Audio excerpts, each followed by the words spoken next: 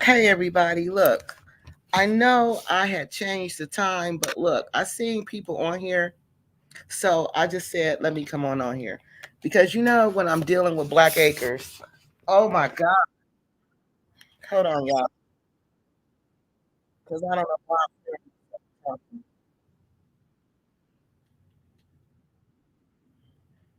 Okay, I don't know why I'm hearing myself talking. That doesn't make sense.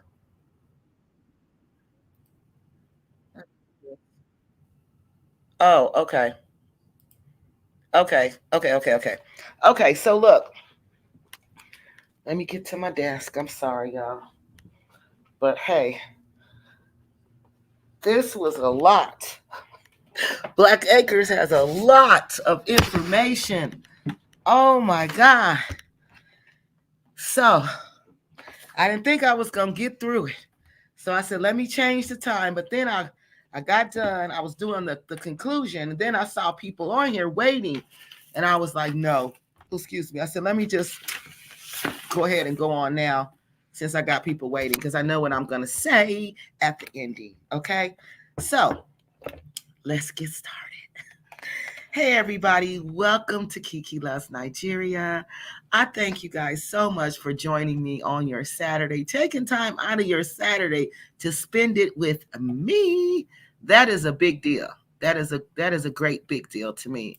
And I really, truly appreciate everybody who who does that.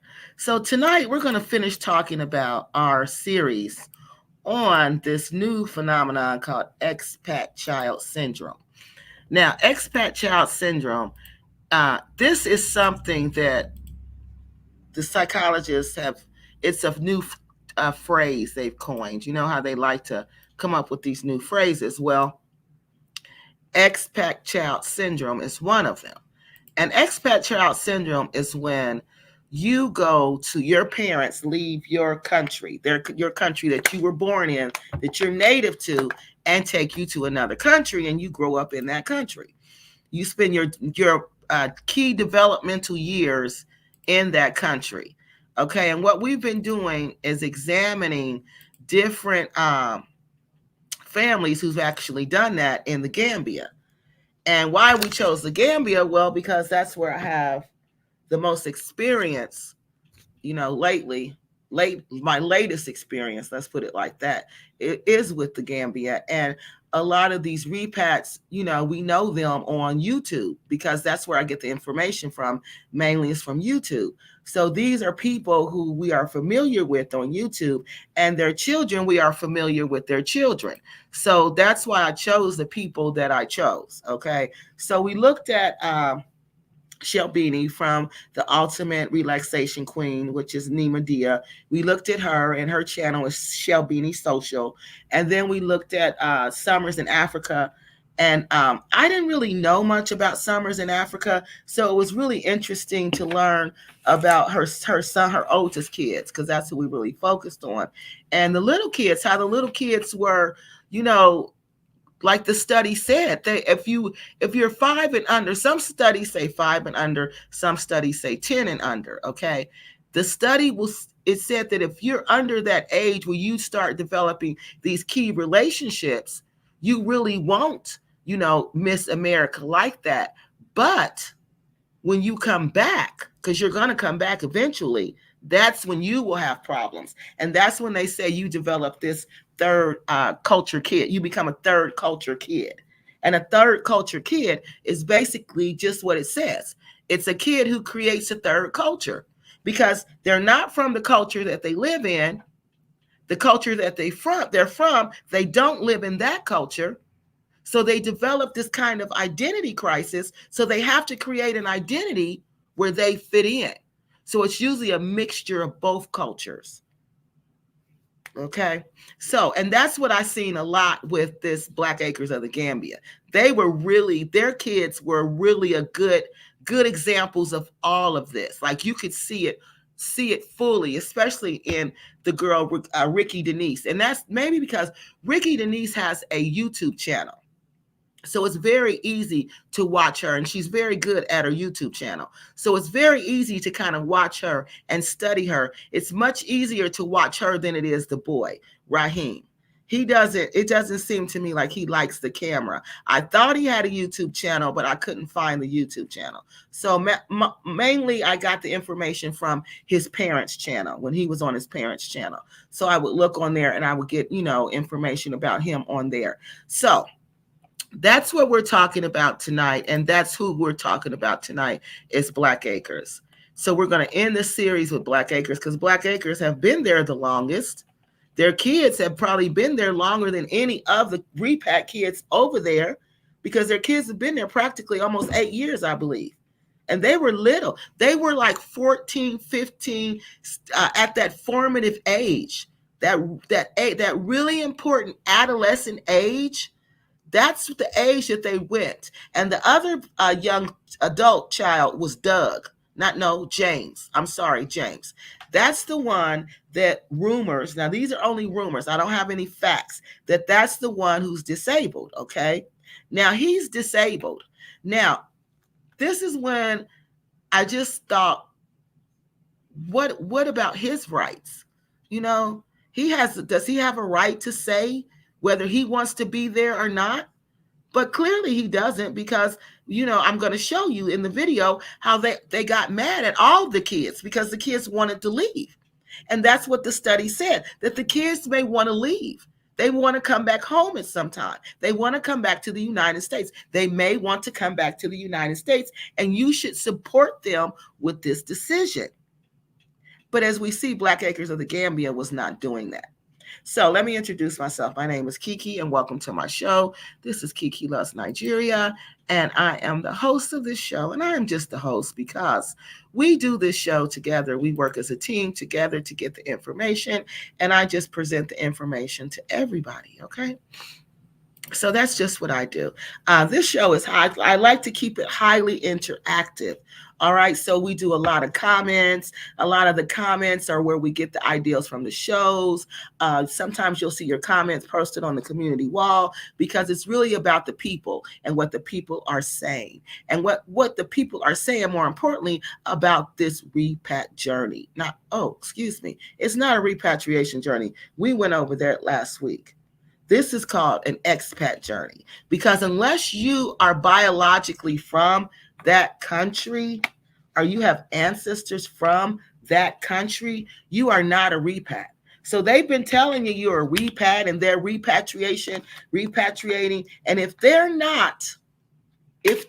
not from that country or their ancestors are not from that country, I'm not really sure how they're repatriates. They're not. They're expats. And they don't even know it. All right. So we talk about things that impact you wanting to relocate to another country, mainly Africa, and some of the things that will impact you or could impact you. And one of the big things that could impact you is this expat child syndrome, especially if you want to relocate with your family like these people have done that we've been talking about on the show for about a month now. So again, we talk about any topics that impact you visiting or relocating to Africa. Where did I get the information? I get it from primary sources, videos, journals, and articles. And why are we talking about this tonight? We're talking about this because many people are relocating to Africa without thinking about the impact that it will have on their children. This video, this isn't a video, I'm sorry, this live stream, this is what it's trying to do. I'm attempting to shed light on what could happen to your children if you decide to relocate to another country and take your children with you. Okay. And that's usually what happens. And 9 times out of 10, we don't truly think it out about what's going to happen to our children. And most of the time, the children don't even have a say in the relocation. They just have to deal with it. So that's what we're talking about tonight. And why this is so important is because most of these children are leaving at a crucial time in their development. just like Black Acres. Their children, the youngest boy, he was the youngest one, Doug. Okay, he was a football player, and I believe he was about 14 years old. Okay, then there was another, then the other girl, Rakia, I think she said she was 15 when she went to Black Acres. But that can't be right, because I remember them saying that she had 1 year, one of them had 1 year left in high school.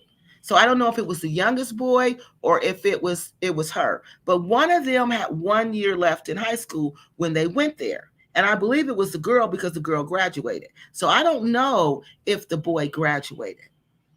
But again, we're trying to shed light on what happens to what may happen. And again, Black Acres is a great case study because they've been there so long and they have tons of videos, which makes it easy for us to talk about it without having to, invade their privacy. We don't do that. We just look at the videos and comment on the videos. All right. So let me go over here. And we're going to say our hellos and we're going to get started. Hey, I appreciate you too, Chat Lives Matter. Hey, LA Sunshine, I appreciate you too. Okay, you guys are saying hi to each other. Hello, Yolanda, how you been? Empath in London. Hey, how you doing, lady? Hey, Nana, how you doing? Hey, everyone. Hey, Jam Jars. Hey, Miss Greek, how you doing? All right, y'all, so let's go. So first, before we start, I got to do my fair use and my viewer disclaimer. Okay, so let's do this real quick. So I want to read this fair use statement. It says that the content on, hold on. Okay, y'all can see it. It says that the content on Kiki Loves Nigeria may contain copyrighted content not authorized by use by the owner. However, no copyright infringement is intended. Copyrighted material used on this channel falls under the Fair Use, Section 107, Copyright A, which states copyrighted material can be used for education, research, teaching, and commentary purposes, which is the explicit goal of this channel. So that's what we use these videos for. We use these videos for educational purposes. We use these videos for research purposes. And we use these videos to teach you. People learn by seeing and hearing. So when you can combine seeing and hearing, people will understand it much better than just listening to me talk. So that's why it's really important to show these videos. And also the views expressed. I need to tell you this. The views, thoughts, and opinions expressed on Kiki Loves Nigeria belong solely to the author and not necessarily to the community, host, or the channel. Okay? So please don't blame us for what one person says.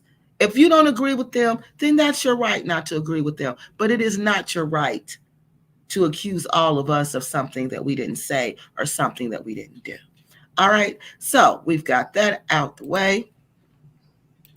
Now, let's go ahead. Hello, True Serum. Hey, Starburst. How you doing? I've been meaning to get with you. Please forgive me. But girl, it's been crazy. It's been crazy. That's the only way I could describe it. It's crazy. But now that I see you, that lets me know I need to contact you. All right, so tonight we're going to talk about the Bag family. Let me put this up here because a lot of people don't know. I'm so surprised when people really don't know they don't know Black Acres. And I'm like, how did you not know Black Acres of the Gambia? But a lot of people, if you don't follow Gambia, then you're not going to follow then you're not going to know Black Acres.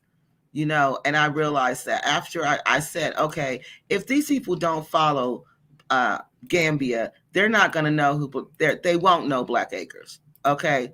They probably won't know. So this is what I'm going to show you. This is Black Acres. This is their children. All right. So let me give you some background on Black Acres of the Gambia for the people who don't know Black Acres, because if you don't know them, you're not going to understand why they're so important to this research that we're doing. Okay. So, wait, what did I decide? Oh no. Okay, a brief history of Black Acres. Black Acres moved to Gambia 2 years after their father, Rick Usamburo, was arrested for shoplifting. So I want you to understand the environment that these children were living in before they moved to the Gambia. Okay? So you got to understand that. So it just sounds like from what I'm the arrest record that this cannot be a stable environment that they were living in before they left to go to Gambia. So 2 years before they relocated to the Gambia, Rick Usamburo was arrested for shoplifting. All right. They had also lost custody of one of their children. They have lost custody of a child for neglect. All right.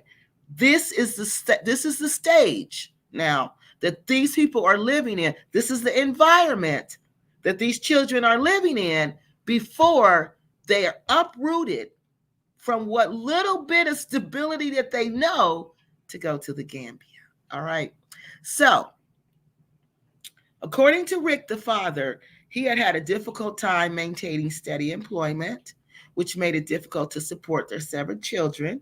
Realizing that he could not sustain the family and themselves in America, he decided he would leave.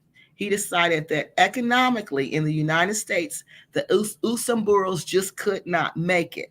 They had tried self-employment. They had tried different types of jobs. He was getting laid off. He was in the military for 8 years. And then they said something happened. I'm not sure what happened, but something happened.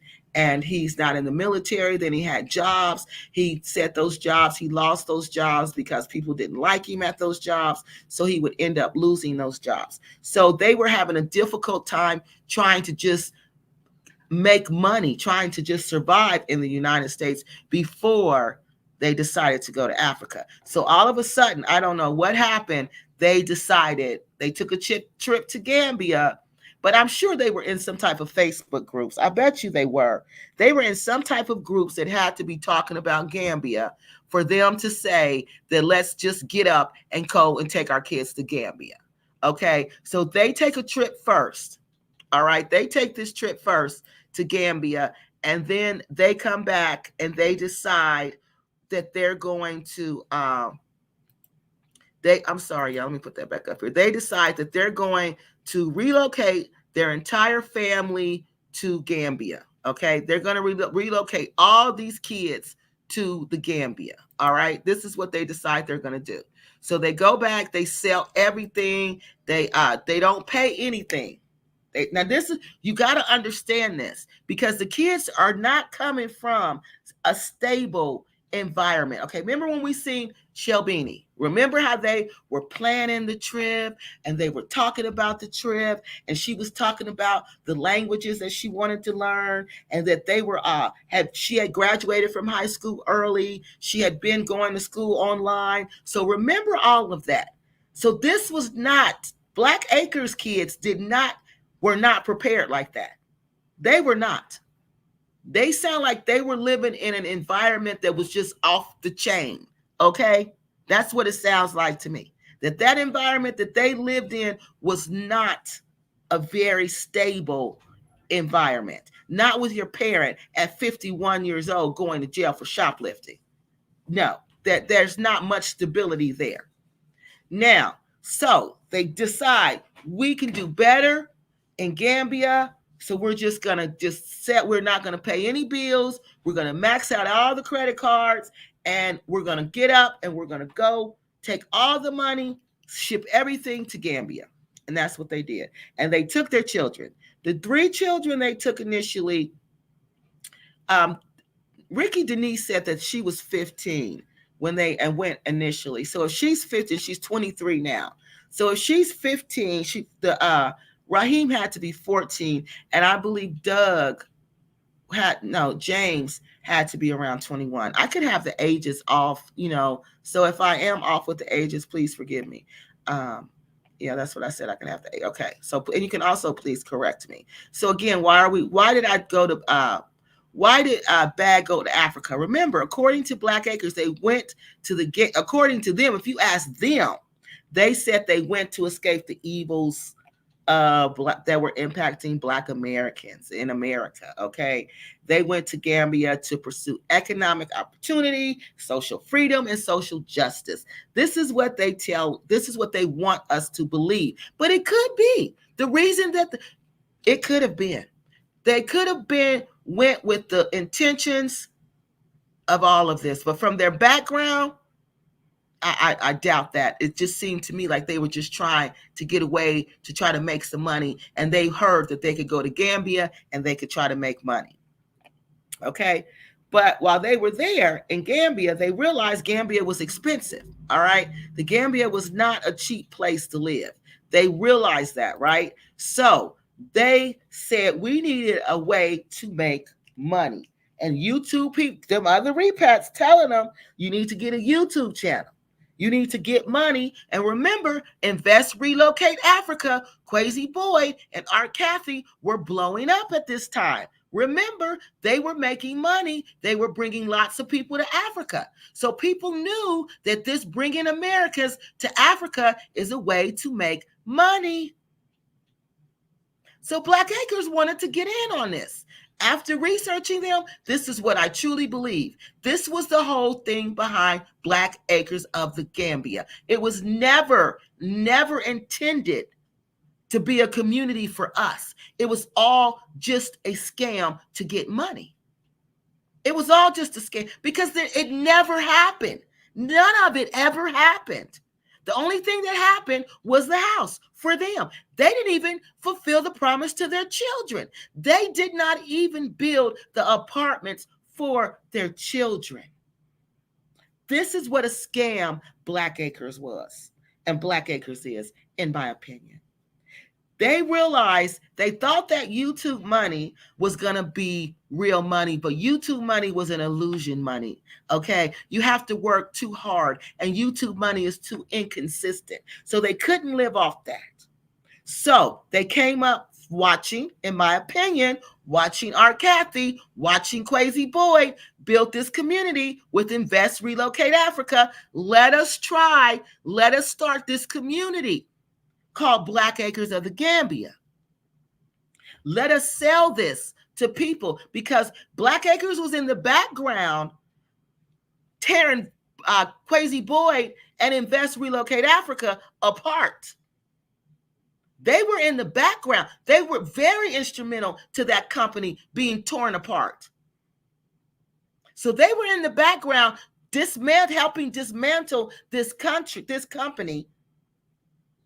Well, and to us, they're making it seem like they're community leaders in the Gambia, and they're there for all of us.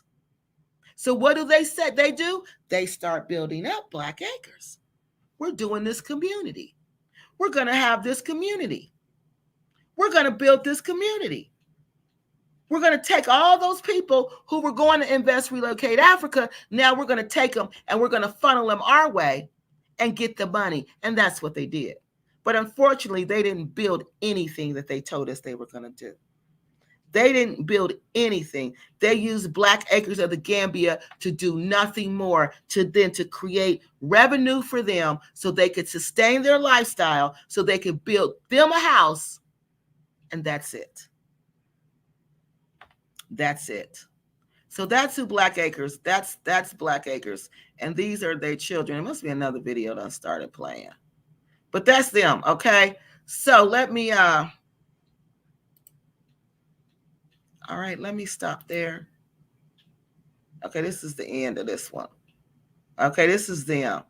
This is them before they came, y'all. This is how young they were. Okay, so we're going to go back.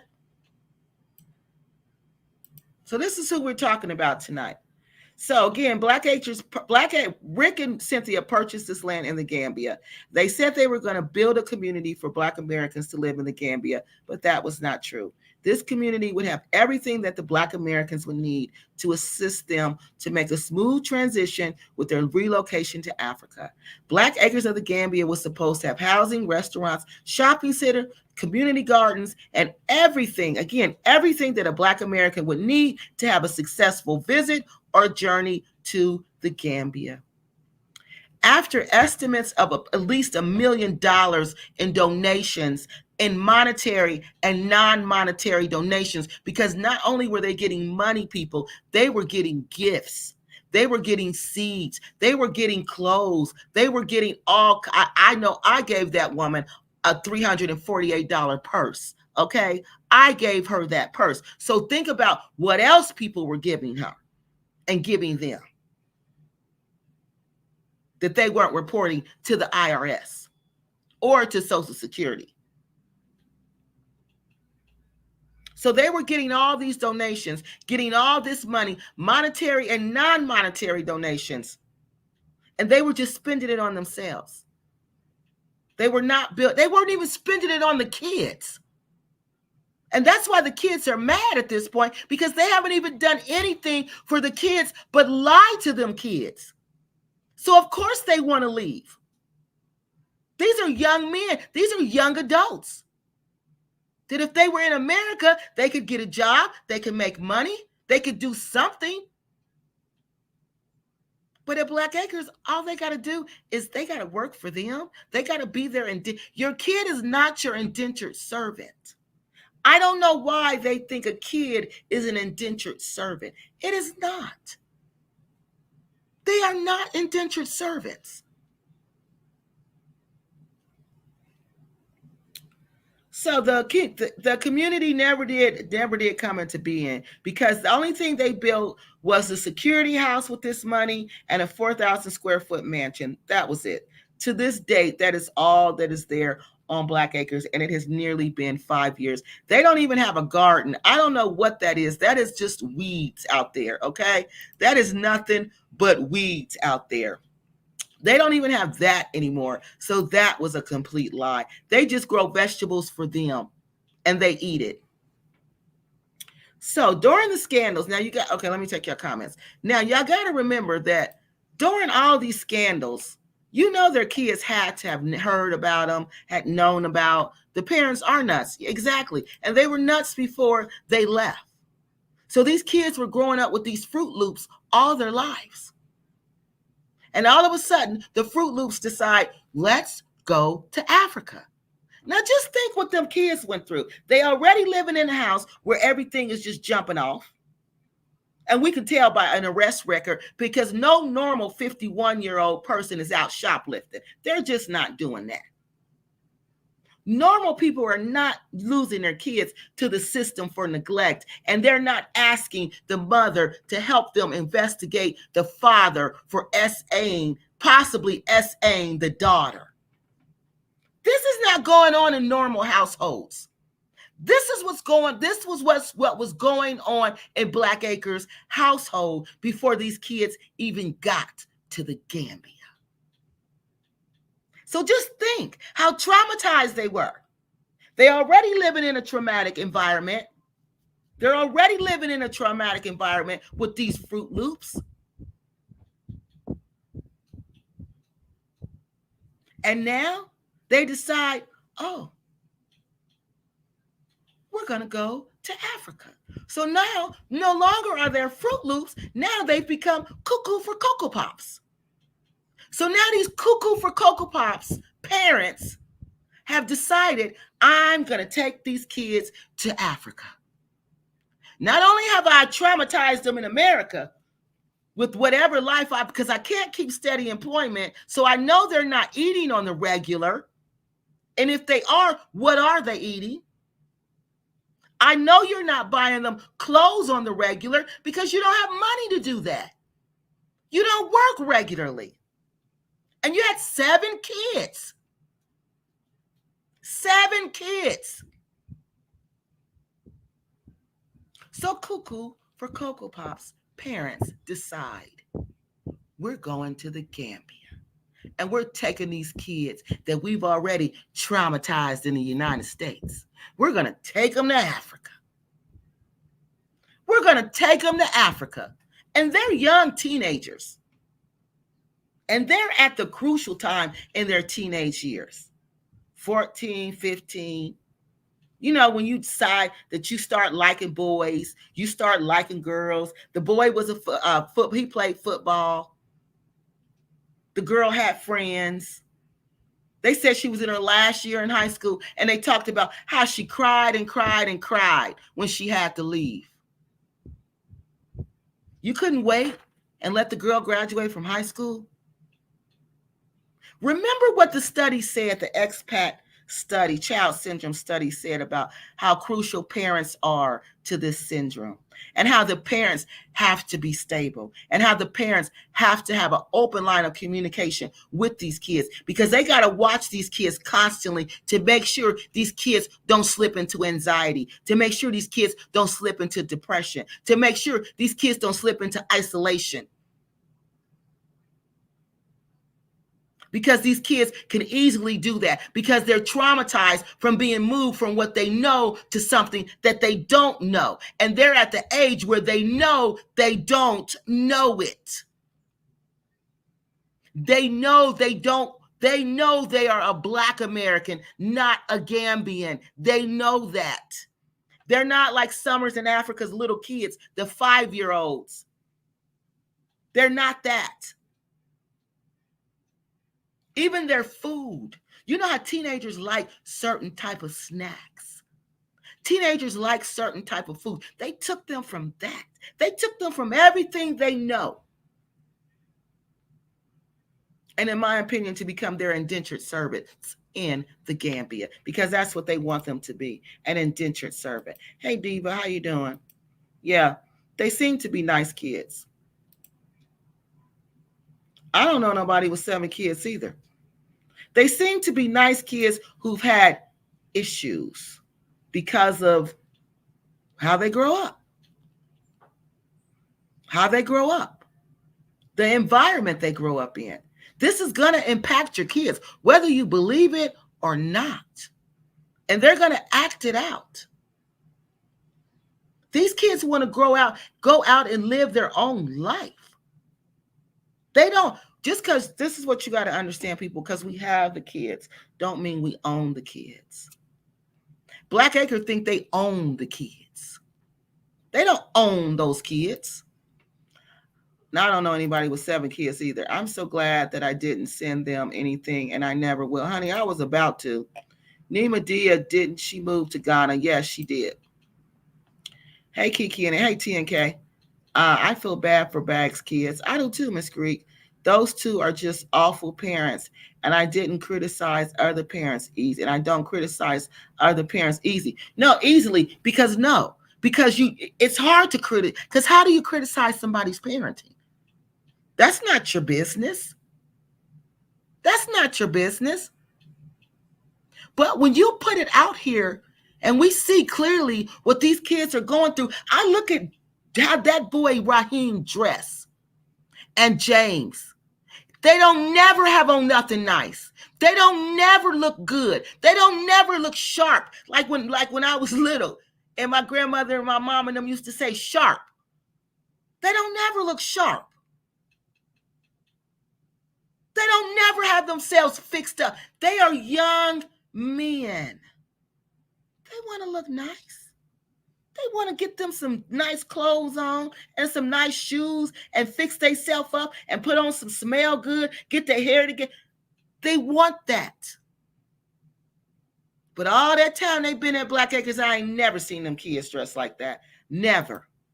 They get mad when that boy want to leave Black Acres and go out and have fun. They have the nerve to get an attitude. That boy been at Black Acres, lived before they even moved out there. Even before Black Acres was hospitable for somebody to live in. That little boy, Raheem, their youngest son, was living out there with all of that. With whatever was going on out there, Raheem was out there.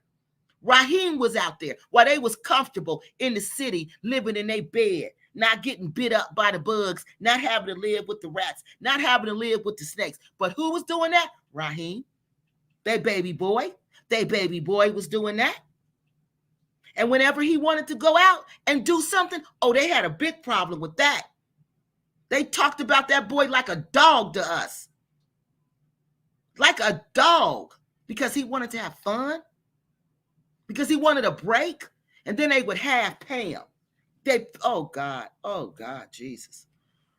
Why y'all get me started on Black Acres? Lord have mercy. Those people have wasted their, yes. But it ain't too late. My grandma used to say, as long as you got breath in your body, it ain't too late. All they need to do is get back here and get with some people who really love them. They're going to need some help. Maybe their grandma, somebody who loved them and can give them a place to stay, help them fill out a job application, help them maybe get into a school, so they can learn just basic stuff. Help them get like work skills.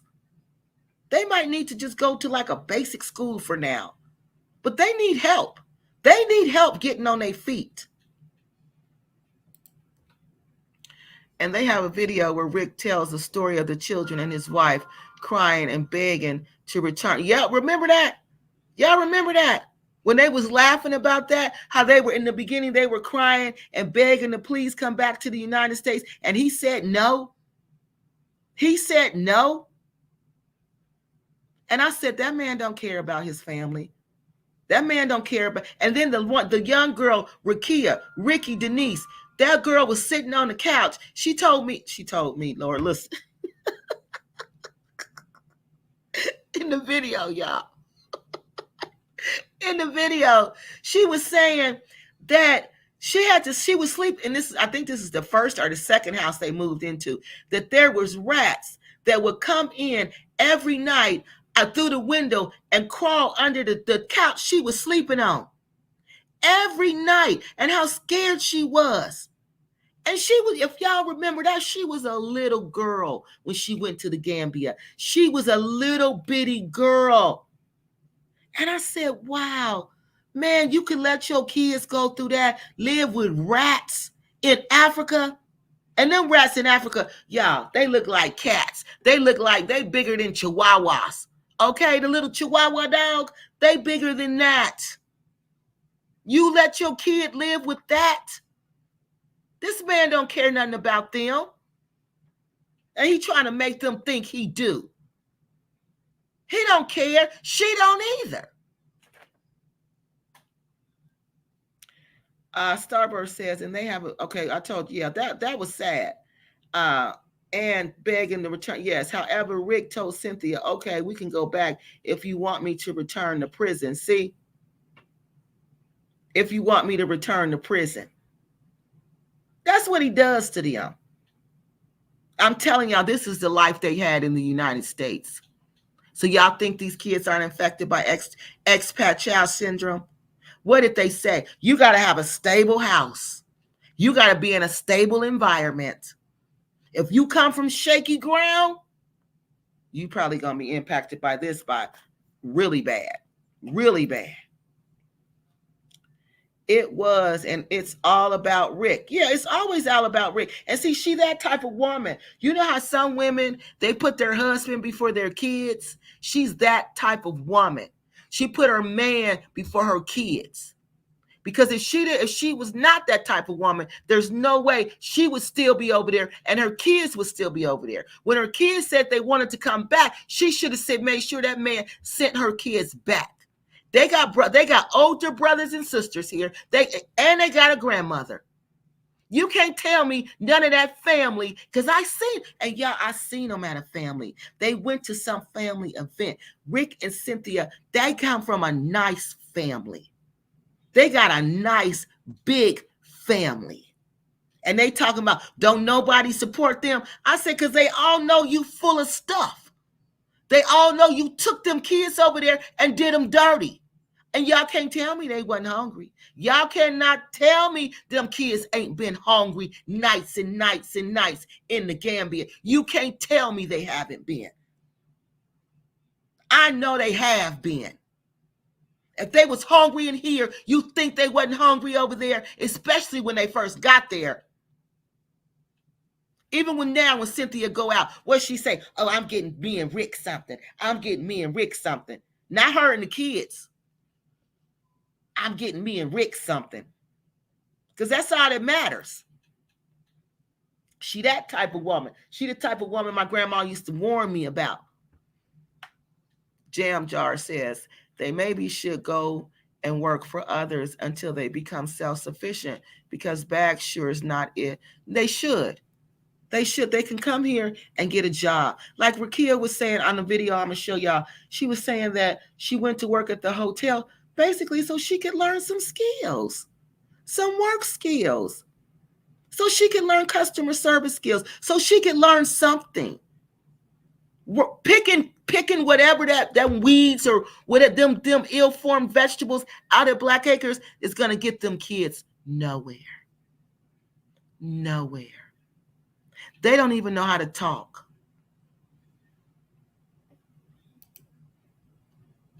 It's like a cult. It is. That is traumatic. It's very traumatic. Very hard to adapt to living on a swamp, especially. Thank you. And see, you can't complain. Remember, the study said that the kids don't feel comfortable complaining because they're not allowed to complain. Remember, they're not allowed to voice how they truly feel. So they got to go along with this I hate America story. They got to go along with it, because if they don't, their parents going to get mad. And y'all know Black Acres parents, they get mad real quick. Ricki Denise seems so unhappy. She gained so much weight. She doesn't seem happy with her Arab boyfriend. Nadia was smart to keep away from bag and go back. Yep, she was. So that was another thing I was looking at. I mean, I don't understand that. I mean, if they're serious about you, they usually marry you.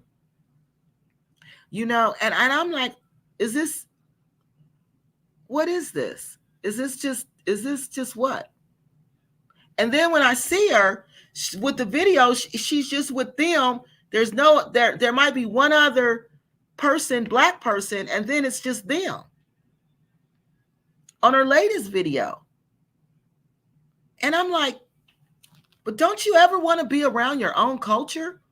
Don't you ever want to connect with your own? Don't you ever want to see people be with people who look like you? And then I thought, this is the third culture kid. She's created a new culture. She clearly does not identify with the Gambian men. She's clearly not attracted to them at all. There's no Americans there for her to be attracted to because she's an American. So she figures, I'm a foreigner. They're a foreigner. I have more in common with them than I do with the Gambians. So I'm attracted to them. Not understanding the cultural barriers. Not understanding the cultural and social limitations of those type of relationships. Not understanding that. And especially if you come from nothing. If you're a rich African princess, then maybe. But not if you're a Black American whose family is only leasing land and can barely hold on to it and who beg on YouTube. Culturally, that is just not going to go too far. Because I can tell these people, these are the people over there who have money. They have money. And they'll let you play around, but when it comes to being serious, they usually don't choose you. He may be where to go. He maybe want to, to go to prison if he did go back. Wasn't he locked up? I don't know if he was locked up, actually. I know he got arrested for shoplifting. King and queen of the swamp villa. Yeah. Hey, how you doing? They are still American citizens and fall under American laws. Exactly. Neglecting treating your adult children like slaves is against the law. And that's what they're doing. Especially the one that's disabled, especially to do that to the one that's disabled.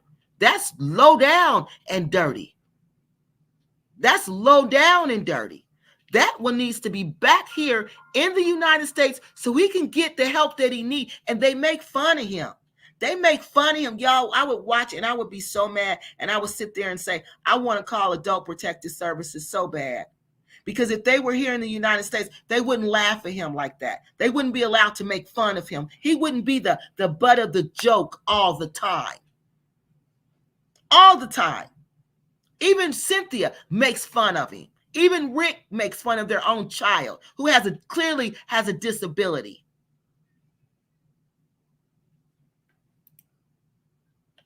No, they wouldn't be able to get that off if they were here. Ricki Denise is eating her sorrows away. So yes, it is sad to see all of this. Yes, James is disabled, allegedly. Yes. Yes, but we could tell. We could tell.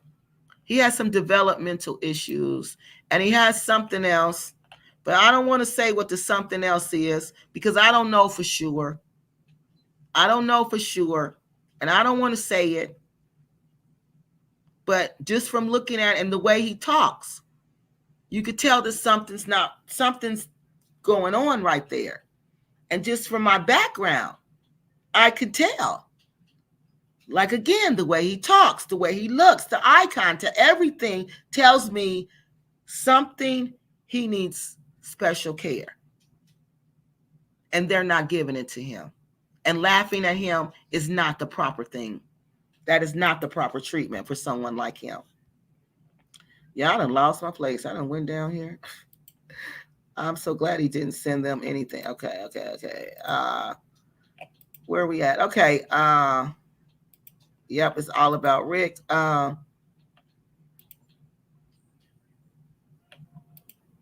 Okay. Let me see where we were. It's maybe her way of getting back at her parents. Only Black theory lashing out for bringing them there. Could be, because remember, they said what will happen? You will either get closer to your parents or you will begin to resent your parents. Hold on, y'all. I got to plug this computer in. So one of the two is going to happen. You're going to resent them or either you're going to get closer to them, right? So it seemed like the boys, to me, they're starting to resent them, especially Raheem, the baby boy, because remember, the baby boy could play football real good. So he probably thought he had a football career. And now he's in Africa. Don't nobody even play football.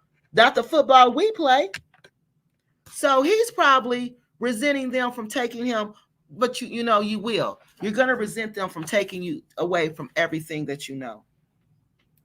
He's going to. Nadia got the heck out of there. She should have taken her sister with her. Her sister probably didn't want to go. She probably didn't want to go. She seems like she's the one that's real close to them. And I remember, what's her name saying, Cynthia, that when they got there, remember they said the child was going to either get really close to you or they were going to pull away from you. Remember she said that Nadia, Ricki Denise followed them everywhere they went. She did not leave their side and they were worried about her because she would not go anywhere without them. Yeah. So these kids sound like they started showing this expat child syndrome symptoms as soon as they got there. How are they feeling, all those kids? We don't know. The mom has an interesting way of speaking. Her vowels get twisted on one side of her face. It's interesting to observe. I always thought she was drunk. How are they? That's what I want to know.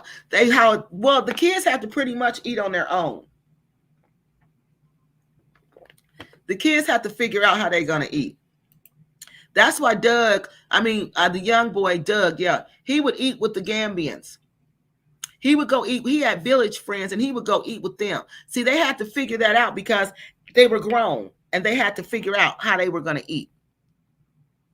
All right. So the rumors, there have been so many scandals about Black Acres and their children. And this is the sad thing about it, that these kids, there's so many rumors and they aren't good rumors that are flying around about these children. Their children have grown up in the midst of scandals. And at times they've been a part of these scandals. There's been pregnancy rumors. There have been rumors of chasing foreign men. There's been rumors of illegal activity. There's been rumors of illegal substance abuse. There's also, one would have to wonder, what, if any, role did relocating these teenagers and young adult children, what, if any, role did relocating them have on their development when they were in this crucial stage? You know, you pick them up and you uproot them. Did that play a role on what these rumors are saying about them? What people on the streets in the Gambia are saying about them? Because that's who this is coming from. The streets, the people. This is what the people are saying behind their backs. So according to the Yes We Can Clinic, it explains that the impact of expat child syndrome during adolescence and teenage years and in young adults who have grown up in foreign countries may experience the urge to isolate themselves. And who do we see isolating themselves all the time? The girl. The girl will isolate herself all the time. The boy, Doug, what did he do? He isolated himself. He went to Black Acres and he stayed at Black Acres.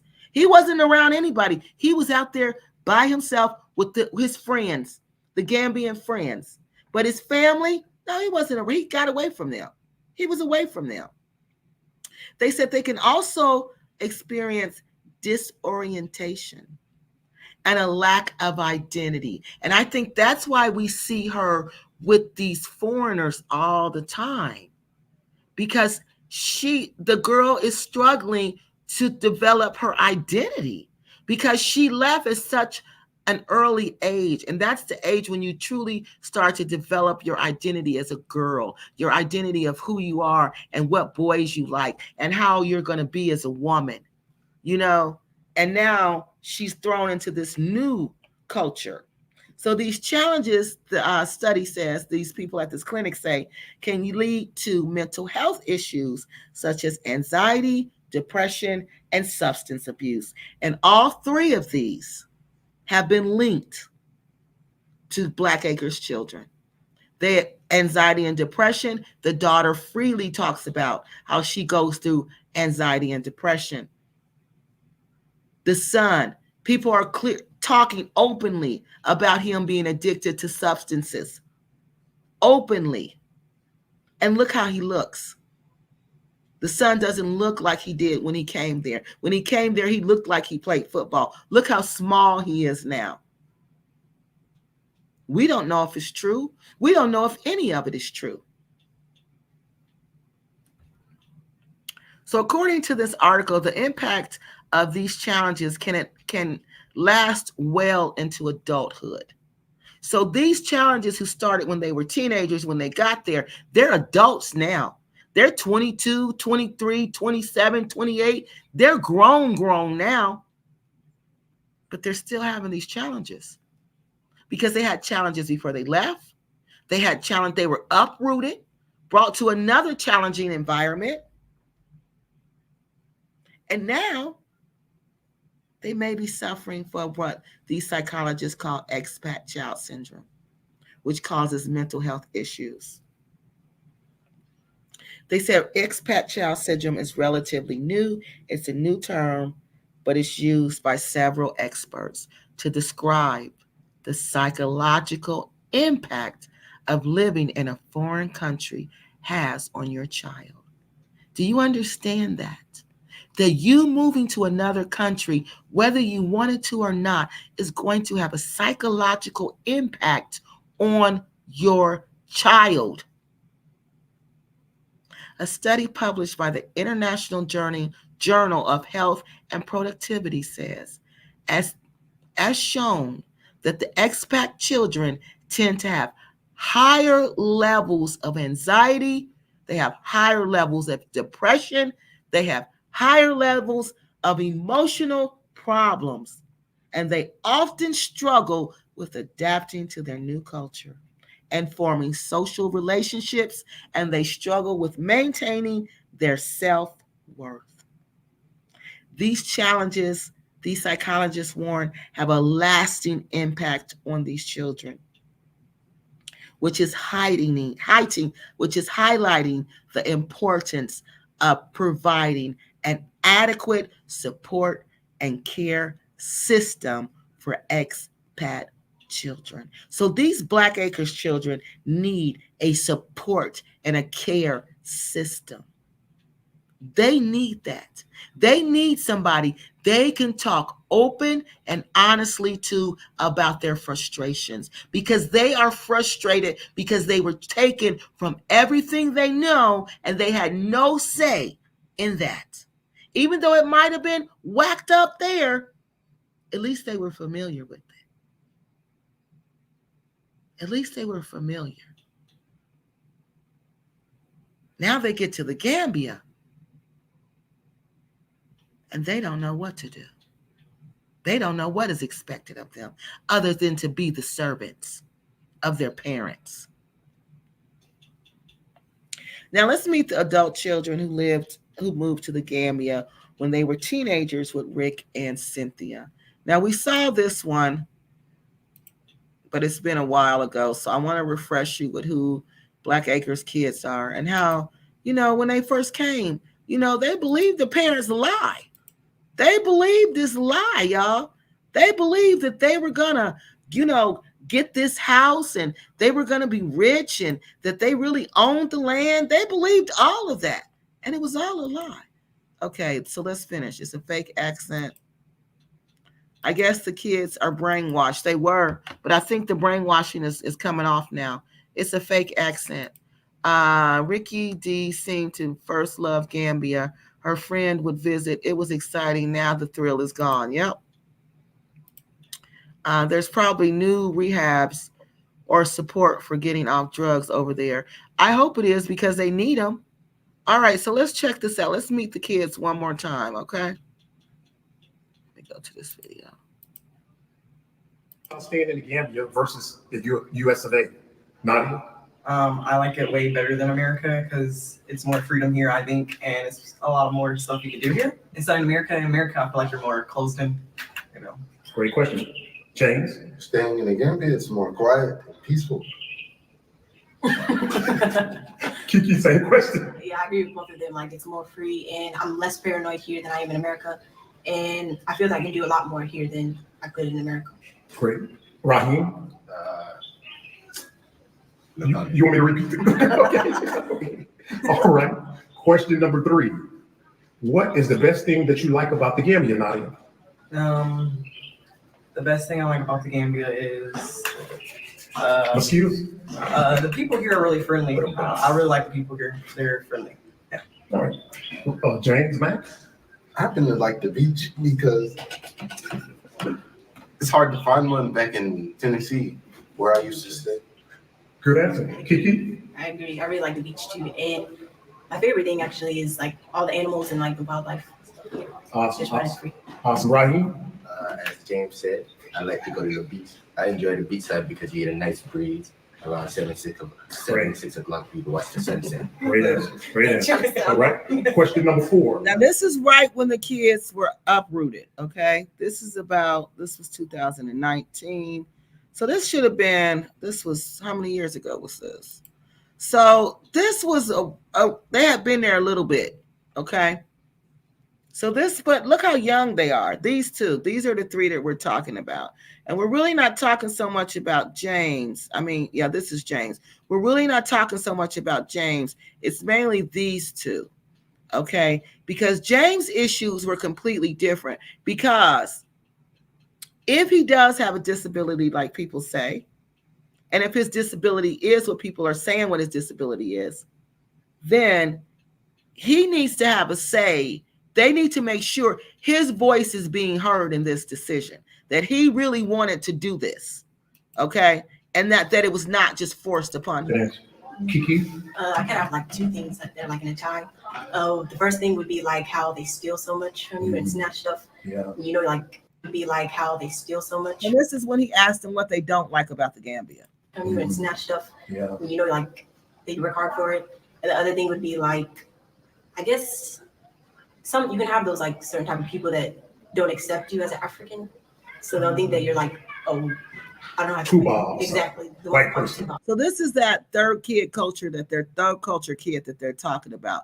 She just said to accept you as an African, okay? Because their parents are putting this in trying to put this in their head that they're Africans, but they know doggone well they don't know anything about Africa. They know they were born in America. They know they're Black, and they know they're from America. So now she's saying, well, they don't accept you as an African. That's because you're not. So right here, now you're seeing already they have these identity problems because their parents are putting this identity issue in their head. Mhm. I don't like that. Yeah, me either. Raheem, same question. So you said, what do we not like about the Gambia? What is the worst thing that you dislike about the Gambia? The lights going off. The lights, power outages. Yeah, you could be inside of watching a movie or a TV show, Mhm. and right inside of the show, Right, the power will go off. right. Yeah, I feel you on that one. We're talking about that in an upcoming video, Bag Family, so stay tuned. Question number 5. Briefly describe your social life to us, Nadia. I have a pretty great social life here. I think it's pretty better than it was in America. I don't know. I feel like it's easier to find friends here. Right. Yeah. All right. Rashid, same question. Yeah, my social life here is fine. It's great meeting friends in Syndrome A Gambia. Good answer. Good answer. Inside also. Finish. Yes, I was explaining. I don't want to rush you now. Do you have some more to say? No, it's finished. Well, good answer. Good answer, Rashid. Ricki, Yeah. next question. Same question. Yeah, I feel like I became much more social than in America, and I came out of my shell much more. And yeah, I agree. All right. Raheem, same question. Social life. Don't have a comment on it. That's no comment to okay, no. That's all they liked about it was the night, the going out, the having fun part. But that don't last. And you don't want to be known for a party girl. You know, you don't want to be known for the person who go out all the time, because see, after a while, you're going to be the person known for being on drugs, because the person who go out all the time is usually the person being on drugs, or you're going to be known for the loose girl. So you don't want to be known for that. But see, they're not, nobody who's teaching them that. Who's teaching them that? No problem. Moving right along. Question number 6. Well, this doesn't apply to Nadia and Rashid, only Rakita and Raheem. When we briefly returned back to America in 2018, did you notice anything different about America that you didn't notice before leaving and going to Gambia? I should go first. Yes. Everything just seemed like so fake, like everything, the nicely trimmed grass and everything is just so perfect seeming, because you know when you live here everything is raw and like not perfect, so when you go back there, Again, that's the third culture that she's created in her head. She doesn't, I mean, that's what it is. It's how she's created that the United States is fake because everything is orderly. They keep it orderly and clean. So that's not a real society, because the real society is what I see every day. See, if you saw that every day, like we see it every day, it ain't fake to us because that's how we live. But she's over there where it's completely, she calls it raw, but okay, we'll go with her word, where it's completely raw and people just aren't organized like that. That's her real, to her, that's the reality. And what we live in is the fakeness. You see what I mean? This is what this is what the situation is forcing her to create, this identity that isn't real. It's a third culture. She's creating a whole new culture. Okay. I'm not from America. I'm not from Gambia. But what am I? I'm this third culture. I don't like America. I'm in Gambia. I don't really like it, but I got to pretend like I do. So I'm going to create this pretend culture. everything is just, I don't know, and it also seemed foreign. And like for me, I've lived there 16 years of my life. Like, I don't know, you would think I wouldn't feel like a foreigner there when I've lived there that long. And I feel like here feels more home to me rather than America. Exactly. Good answer. Raheem, same question. When we went back, I mean, before we came to Gambia, you could walk along the street and you see people on the road, walking around, communicating with people. But the time when we went back, when I was going to the store, I ain't seen no one on the road. It was completely empty. Everyone was indoors. You couldn't see anyone. It's so much more boring there. Everyone here is so live. Yeah. That's true. Yeah. Like you people outside drinking your tire. And they know how to party here versus America. Okay. Are you finished, Ryan? Yeah. All right. Next question, number 7. And by the way, guys, there's only a 9-question And if All right, so that's pretty much what I want y'all to see there. We saw that before. So we're going to go to this next video. And this next video, this is Rick and Cynthia, honey, telling us this is that how happy the kids was on there, right? Oh, wait. Let me show you this other one. How much they pay the kids. All right. So this is how much this is how the kids get paid. Okay. The kids get paid for working out at Black Acres. This is how they make a living. They work for their parents out at Black Acres. Okay. And let me show you how she pays. And this was how many years ago? This is when they were just there. They were about the size they are on that picture. We just saw the video. Okay. They were probably that same age or a little older. She also has the front yard outside because we do dust come through the windows or the Sunday. Go ahead. hello, Bag Family. Back to you again with another exciting video. Sweet Mom, what is this? Hello, Bag Family. This here, my dear, is the work board for the children. Yay! It starts from Sunday to And these are not children. Y'all seen how old they were. James has a whole mustache. Nadia is grown. The Rikita and Doug are what, 16 and 17? There's no children there. These are teenagers and young adults. And you're treating them like they're children.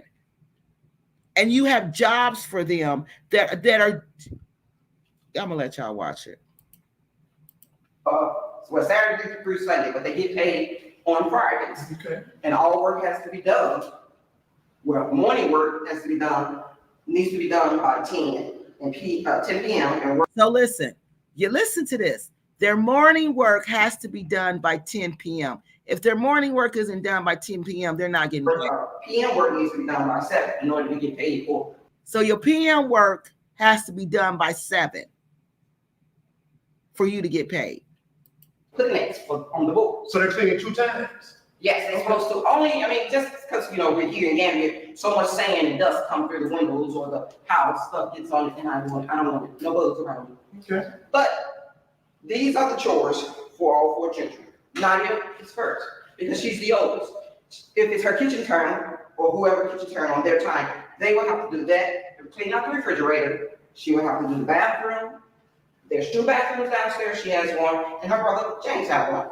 And she will have to clean the living room. She also has the front yard outside because we do have 4 dogs. So this grown woman, y'all see how grown she was, and the grown son have to clean the kitchen, wash the dishes, clean out the refrigerator, clean up after the dogs, and they got to have all that done before 10 o'clock. And they got to. And they tend to use it out there over the night, So in the morning she has to clean up. She got to go clean up the dog poo in the morning. And feeding. And also she has the stairs. We have stairs here. She either have to sweep or mop because her and Rikita has to do that together. And also we have another building outside, which is your office. Yay! So they will have to do that, her and Rikita. She also will have to do her room, make sure it's clean. And also there's glass windows on the doors downstairs. She will have. He's telling this grown woman, you have to clean your room and you have to make sure everything is clean. This is ridiculous. Clean and dust around their kitchen. What? And next, this is James. You have to do trash. There's 2 garbage cans. James is the one with the mustache and the beard. Why are they treating these kids like they're children? These are young adults and teenagers. You don't treat them like that. That's the big problem I see right there. Right there is a big. She doesn't respect them as adults. They don't respect them at all. In each kitchen, we have 3 kitchens. There's only 2 garbage cans. So between him and Raheem, they will have to take out the garbage, make sure the garbage cans are clean, and clean the back. Where James has the back cage, there's a cage downstairs for the back door, which is their gates. We call it cage, but there's gates on it. He will have to clean all the spider webs or whatever that may got in through there and sweep them up. His also, if it's his kitchen, he will have to clean the kitchen. Like I said, there was 2 bathrooms downstairs. He will have to do the other one. And also clean the refrigerator, stove, whatever. His job is to keep the deep freezer clean too. Also, there's outside back where the dogs go. He has half of the backyard, just like, or him and his brother will have to do that. But also, if the dog has to use it out there, he will have to clean that up. The next one is Kiki. She has her bathroom, her room. She also has, like I said, she shares the office and cleaning with Nadia. She also, if it's her kitchen turn, she will have to do that. There's the stairs, like I said, and she would do part of the deep freezer too. Everybody does that on their turn if it's their kitchen. The next one is Raheem. Like I said, and also, Ricki forgot, we have a dog. She has to get the other side of it, both sides, in the front of the dog. She will have to clean that part. Now, this is the 16-year-old. She got to clean up the dog. She got to go clean up. How many dogs is it? How much dog? So 3 people's job everybody's job is to clean up the dog waste. So everybody get a turn outside to clean the dog poop up. So no one will say, why I have to do it. So all of them do it. Yeah. Now, with Raheem, he has the same thing. If it's his kitchen turn, he will have to do the same thing as the other 3 are doing. The refrigerator, stove, sweep, all 3 rooms. There's 3 rooms of the kitchen. Wow. Sweep them up. And he have a garbage can. Now, this is a grown man and a teenage boy, and their job is to sweep and mop in the kitchen. Are you kidding me? Since he's a gentleman like his other brother. Also, he has the outside, other half of the back. He has the laundry area where he has to make sure everything is cleaned out there, no trash. Again, if there's dog poop, he will have to do that. And also, he has the front. I want you to see these demoralizing jobs. I'm showing you this because I want you to see what Black Acres is angry about. They're angry because these kids will not be their indentured servants anymore. That's what they're angry about. These are servant jobs. Why don't she do this stuff? These kids are grown. Everybody needs to clean up behind themselves. There's no reason for you to have a list of chores for grown people. That makes absolutely no sense. But you want to control, you want to humiliate these people. Porch outside. He'll have to make sure there's no dirt or whatever, spider web, same as his brother in the cage. And that's pretty much, and then, like I said, the trash. Okay. That's pretty much the jobs that each kid has to do for themselves. All right, well, you said on the schedule from Sunday through Saturday is the work schedule, and they get paid every Friday. Every Friday they get paid. Every time they do something on the job, if it's done before 10 a.m., they get the mark off what days you see them. So what time do they got to get up? 7 o'clock? They got to get up at 7. Listen to this nonsense, y'all. They got to get up at 7 o'clock, have all that work done by 10 o'clock. What is this?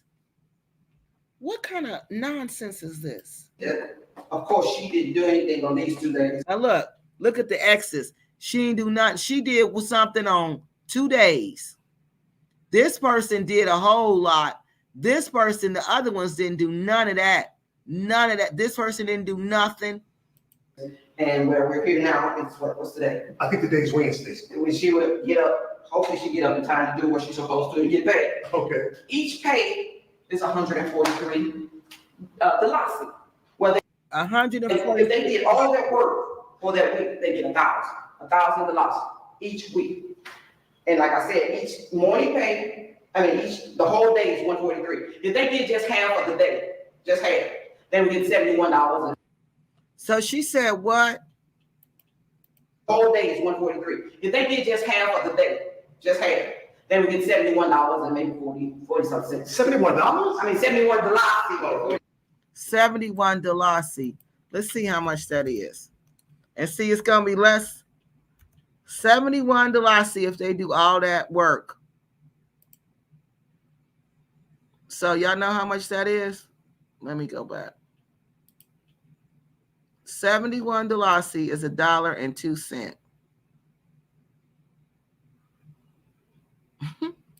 71 Dalasi, 71 Gambian Dalasi converted into US dollars, and that's at today's rate. $1. You paying them $1 a day. Over a week.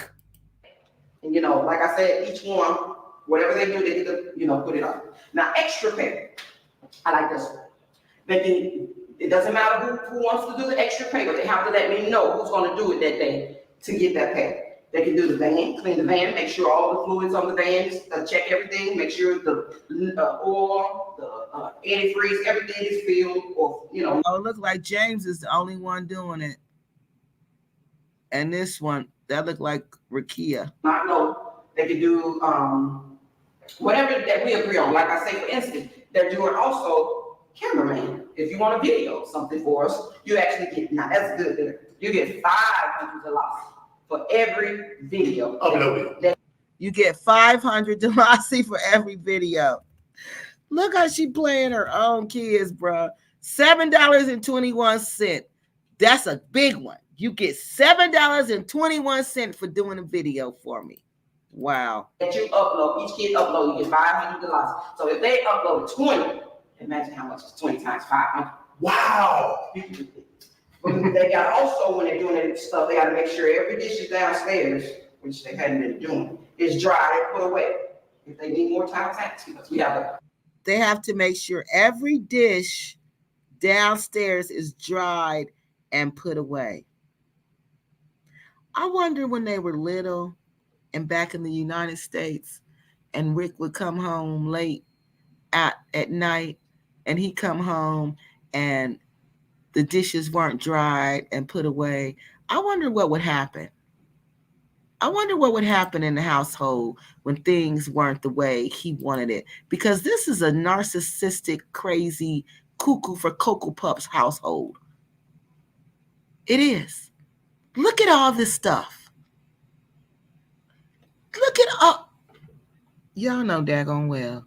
Don't nobody make no list, a clean up, detailed list like this. For grown people, you're grown, teenage children, and you paying them kibbles and bits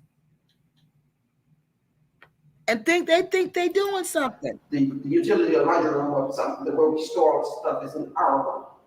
And also, like I said, if they don't do any of these things, they don't get an X. You don't get no pay. So if you don't get no pay here. Oh, Thursday, nobody got paid on Thursday. Only one person got paid for Wednesday. Wow. This is so sad. This is so sad. These kids grew up in a terrible environment, in my humble opinion. Wow. Now, why is it that Let me go back. Hold on. some children have an X and some have no X? I mean, have they like ran away or something? I mean, why haven't they put any X's in there? Some has been doing the video, not thinking that if they did. So Kiki, look, this is Kiki. She don't have no exes. She didn't do nothing. Raheem did something. Raheem did a lot. This is ridiculous, y'all. Dry all dishes and put away. Ask for towels if needed. Clean both sinks out. Backyard, laundry, kitchen, front porch. She didn't do nothing. Kiki didn't do nothing. Everything in kitchen has to be clean to get oh my God. Everything in the kitchen has to be clean to get paid. If they find something dirty, you don't get paid.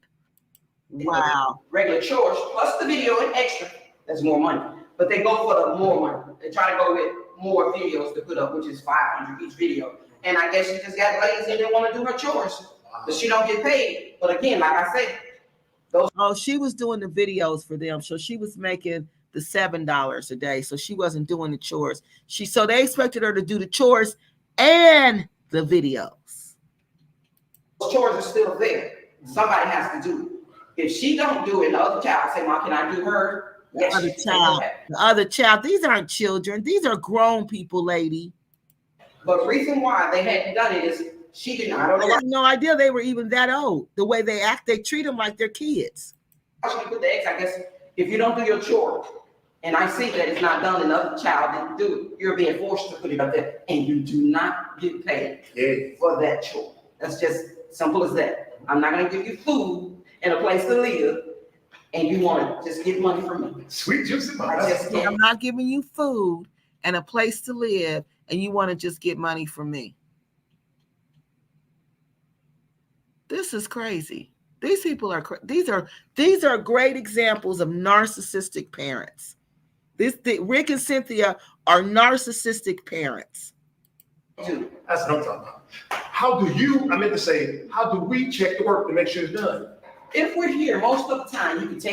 You can see. You can go outside. If there's stuff is out there from the dog or leaves have failed and they hadn't do it, we know it hadn't been done. If the laundry room, I ain't gonna say no name, clothes back there, leaves or happen to fly over there. If it's not clean, we know that person didn't do it for the day. And of course, if the front porch, I have to come through the door. I know they're saying that, and I know that he didn't do it. All right, so These people are. Let me take y'all comments. Black man, black woman, black baby, black empowerment, black jokes, more like it. Exactly. They look like they need to take some black showers. Rick and that friend from the U.S. were very close. What friend from the U.S.? They really do. Yeah, they do. Look at how she looked. I moved from New England to Florida, and my kids display. Oh, did they? Some expat child syndrome symptoms. Southern people act like us. The race issue is annoying. Oh, wow. More free. What does that even mean at their age? Crossplay in someone else's culture is cringy. Yeah, it is. Very cringy. Good evening, Kiki and Chat. Hey, Places and Spaces. Welcome, everyone. Thanks for liking and sharing and subscribing to the video, to the channel. Black parents are like refugees. None of them are especially the parents are equipped to move to a third world country. Seem like the kid, they didn't have a choice. Fake. What the heck is she talking about exactly? They didn't have a choice. Ricki Denise is heartbroken. She wanted to be like Miss Trudy. How? How was she gonna be like Miss Trudy? Who was the YouTube person she was gonna marry? What you mean? Explain to us. You are serious? What's she heartbroken about? Now this boyfriend she got now, is this the same boyfriend that's the Lebanese boyfriend, or is this a different boyfriend? They said he was Arab. Is that the same thing, or is this a different man? Is that what she heartbroken about? Poor James. At 16, you haven't even lived long enough to know your life. Exactly. What is she wearing? That's what I was thinking. I was sitting here trying to figure it out. I was like, what is that? What is that she has on? Cynthia is looking too thin and aging. I actually feel bad for her. You know what? Places and Spaces, that last video, I did too. That last video of them, I felt bad for her. Cynthia makes no sense. She sure don't, honey. That life they're living is hard on old. It is. That's why she's looking like that. This channel is messy and weird. Deucey. Okay, good. Bye. Good. What is messy? We're talking about a whole research study that is studying something that is impacting our children. And we are talking about it and we're being messy. Okay, good. What's weird? The truth is weird. No, your name is weird. Okay, that's what's weird. You wanted to use that word weird. He wanted to show us, y'all, he could use the word weird. Those aren't work skills. Those are everyday chores. Leave those people alone. Go do some real content. Oh, we do real content on this channel, honey. That's why you on here. We are talking about a research study. We are talking about a trending topic called Expat Child Syndrome. We've even presented you with a case study. A case study. We create our own content on this channel, whoever you are. Oh, missing main by, right. Bag even made me hate that Johnny Taylor song. Bag sounds like a stable and disgusting. They learned this while selling anyway. Multi-level marketing. I hope these kids escape the madness. I do too. They had so many dogs in that compound. Cynthia never clean. No, she don't clean up. That's why she want the kids to do. She want the kids to be her indentured service and clean up, because she don't clean up nothing. They are delusional. They've been delusional for quite some time. None of these kids, none of them went to the university. I thought the same. Look like I am foolish. Wow.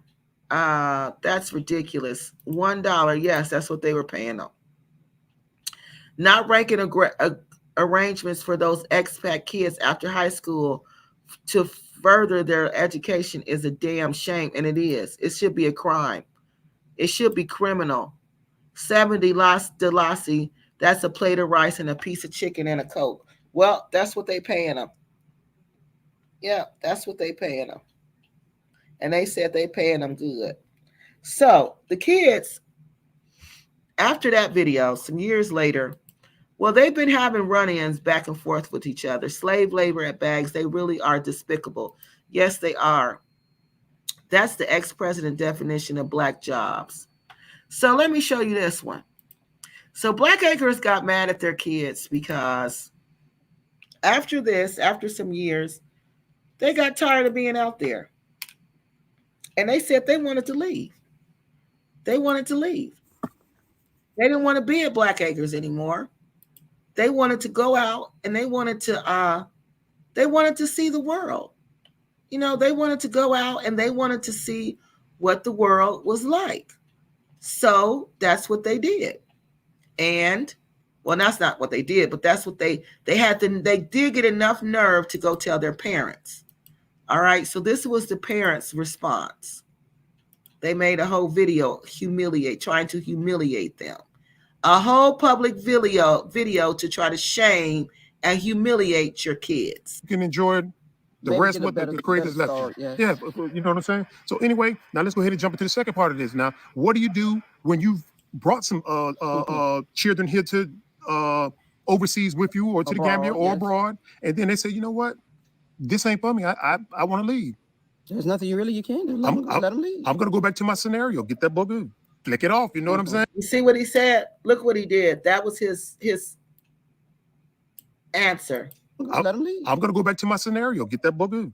Flick it off. You know? Because remember, one of the most important things that expat children need are parents who are supportive, who listen to them, who are there for them, and who provide them with a stable environment.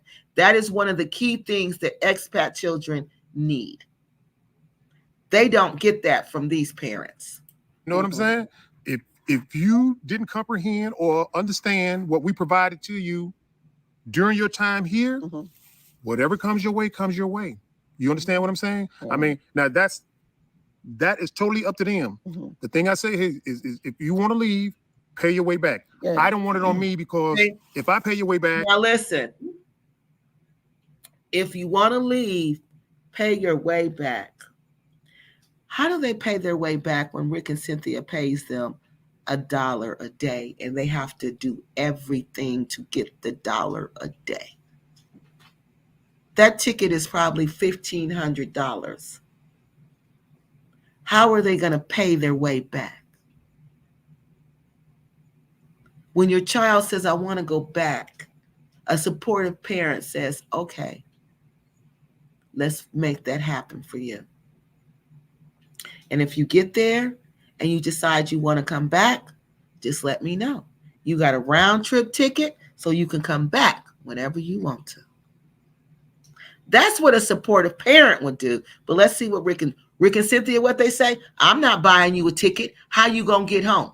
But you brought me here against my will. I had no say in it. You brought me here. And now you won't even give me the money I need to get back? And you run into it with the police, or a part of a mass shooting, or come across whatever. I don't want it to be like, man, we sent you back into that environment. Right. You're an adult. If you want to get your funds together from the money that we pay you on a weekly basis, pool your resources, and if you want to go back, whatever comes your way, comes your way. And I can say, rest assured, we did what we were supposed to as the parents in providing you with generational wealth and showing you the opportunity that's going to create generational wealth after generation after generation after generation. If you reject that, you're not rejecting us.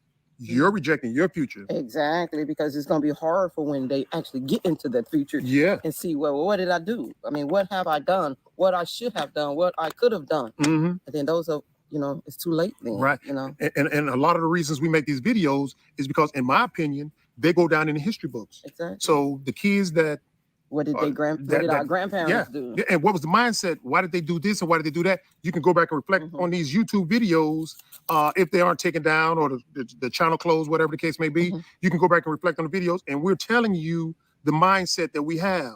Right. So future descendants can pull up these videos and say, this is what bag was about. This is what granddad and grandma was conveying to us, that auntie and uncle rejected and stuff. You see what I'm saying? Because it's in the history books. Yes. It's in the history books. So anyway, again, if they want to leave, allow them to leave, because there's nothing you can do. You gave them life. Yes. You gave them life. You know what I'm saying? You did the best that you saw fit or could do over the circumstances. Look at all these bags under her eyes. And look.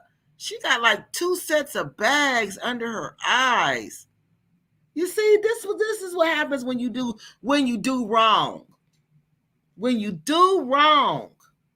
These people don't do nothing. Black Acres don't do nothing but do wrong. They're doing nothing but gaslighting these kids. They're telling these kids, you got this land over here. You're going to inherit this land. Those kids know by now. The people have told them, you are not going to inherit anything. That is a leased land. That is a leased property. Once your parents are gone, that land is gone. If it doesn't leave before then. 21 years. That's what you got. They want to go and jump back into the illusion where they see people escaping from on a regular basis. Then have at it, so be it. It's totally on them. Right. They're adults. You can't control them. They've got their life. It's their right to live as they see fit. Because whatever's going to happen, whether it's good or bad. Right. And in the back of your mind, going back there ain't the right deal. But if they want to go back there for any reason, like, well, we want to make some extra money more than you paying us. If that's the lie you want to tell yourself. Now he's saying if that's the lie they want to tell themselves, that they want to go back to the United States to make some more money than what they're paying them. They pay them, according to their chore list, $1 a day. $1 a day. And they got to do humiliating chores like a kid. And then Black Acres decides whether they're going to pay them or not, whether they've cleaned everything. This is gaslighting. Let me tell you what gaslighting is for people who don't know. Gaslighting is an insidious form of manipulation and psychological control. Victims of gaslighting are deliberately and systematically fed false information that leads them to question what they know to be true. Often about themselves, they may end up doubting their memory, their perception, and even their sanity. Even their sanity. They're making these kids think, well, they're taking good care of. They're taking good care of us. They're giving me $1 a day. They got this leased land that they keep telling me that I'm going to inherit, but I know it's leased because I went with them to sign the lease. I'm not going to inherit nothing. But they keep telling me that I am. And if I leave, I'm walking away from everything. And it's all a lie. And they know it's all a lie because people have told them it's all a lie.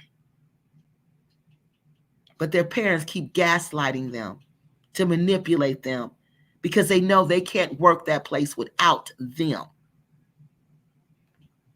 And they know they can't keep workers because if they pay their kids $1 and something, what do you think they pay their workers? And you have to deal with that. You know what I'm saying? Because it's so much to be made here, and not too just, many opportunities. Yes, not just in Gambia.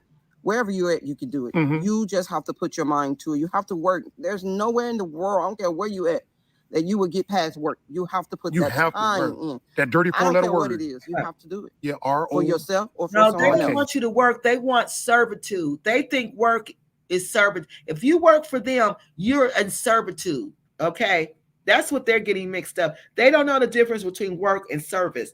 That's right. It's up to you. It'd be better if you did it for yourself. Exactly right. We were talking to our 2 sons and stuff, and I proposed a question to them. I said, would you rather work for a devil? I mean, would you rather work for one of them, or would you rather work for your parents and yourself?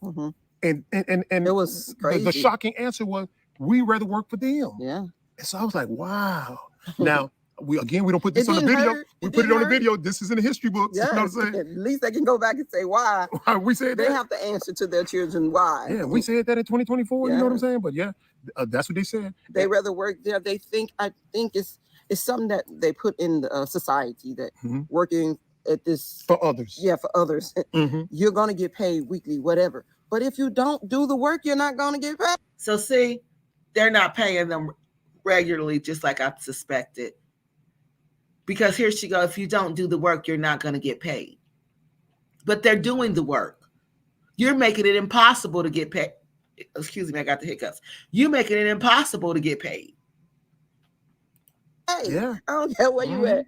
From what the work ethics we see you doing now, you ain't going to handle it in America. Exactly right. Not at all. We've been through it. We know how it works. Now, whose fault is that then?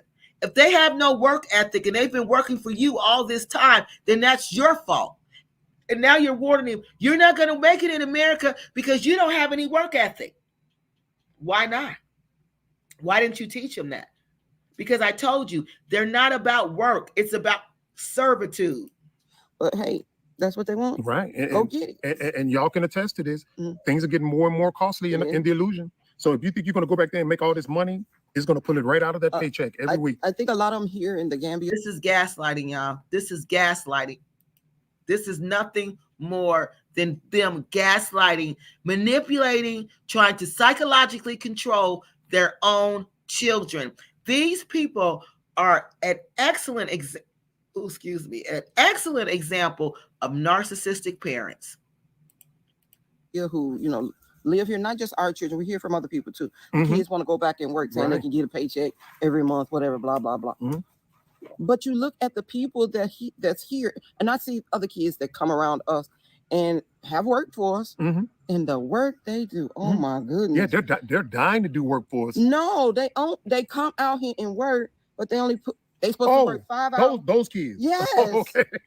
They put in 30 minutes and say, "Ooh, I got to go back in. Yeah, no work I need a break." no work ethic. Looking like you haven't done anything. Yeah, we only work 5 hours out here, bag. Now we want to implement working 8 hours. You know what I'm saying, and paying commensurate with that and stuff. But right now we only work 5.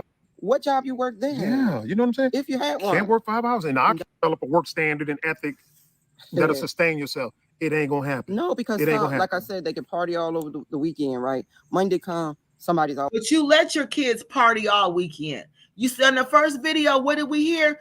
Oh, I think that's all they love to do.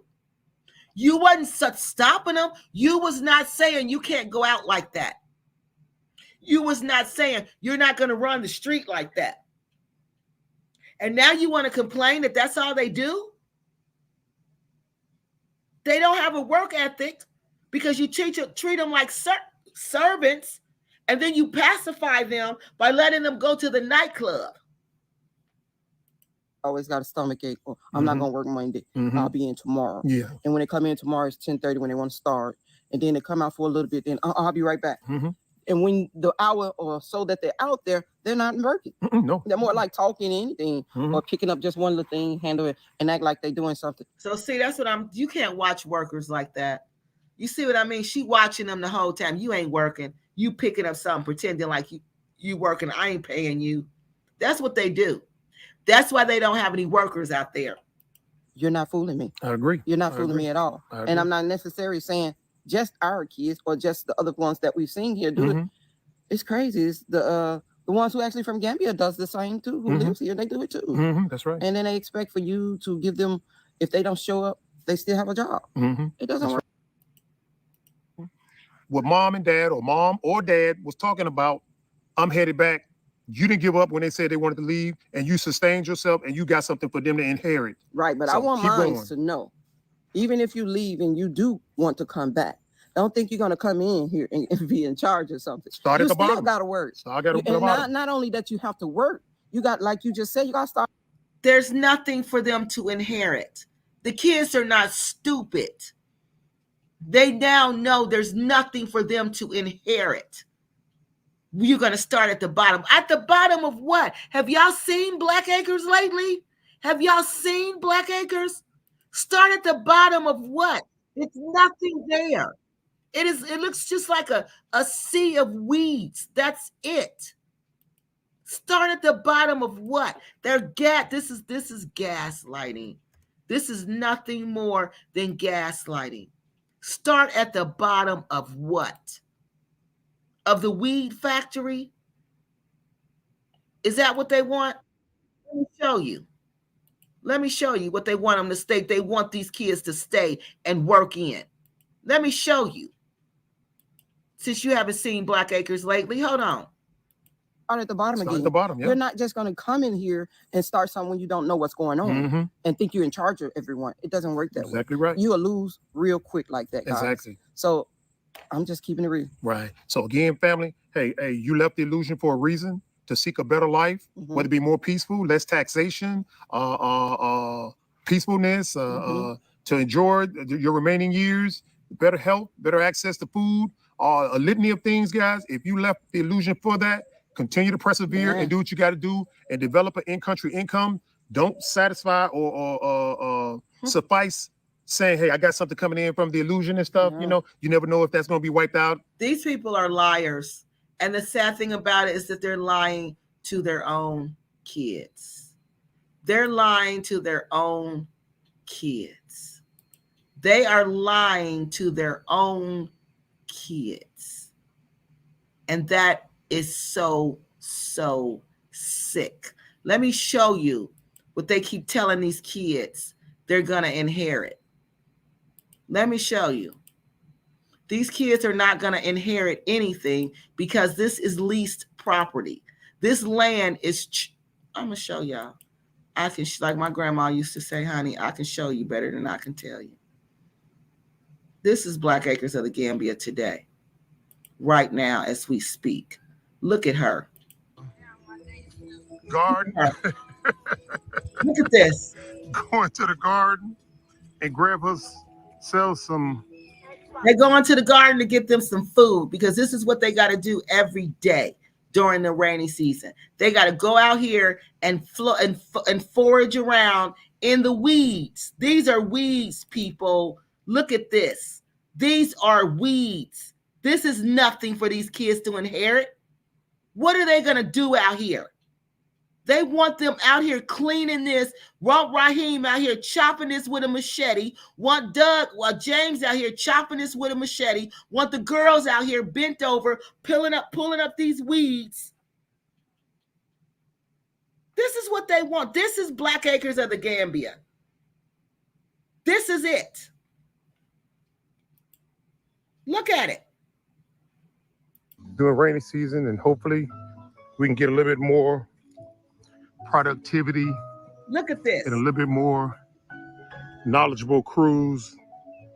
This is what they want these kids to stay out here and do. This is what they want them to do. And then they gaslight them. Oh, you're going to get in a mass shooting in America. Oh, you're going to get, the police are going to do you wrong in America. Oh, we're going to do this in America. Oh, we're going to do that in America. And it's all a lie. It's all a lie. This is what they're trying to tell these kids they're going to inherit. A bunch of nothing. So hold on. Let me go get y'all comments. That's Black Acres. That's what it looks like.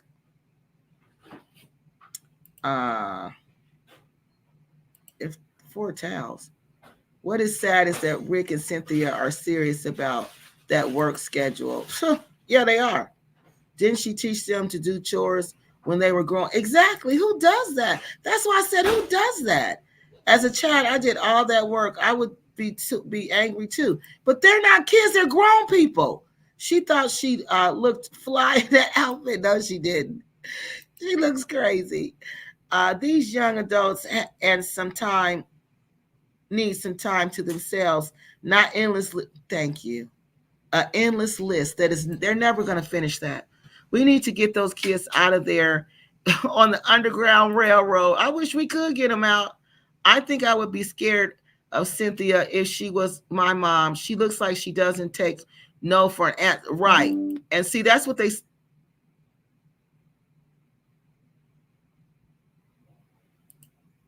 they said, y'all, about, it was a neglect case, remember?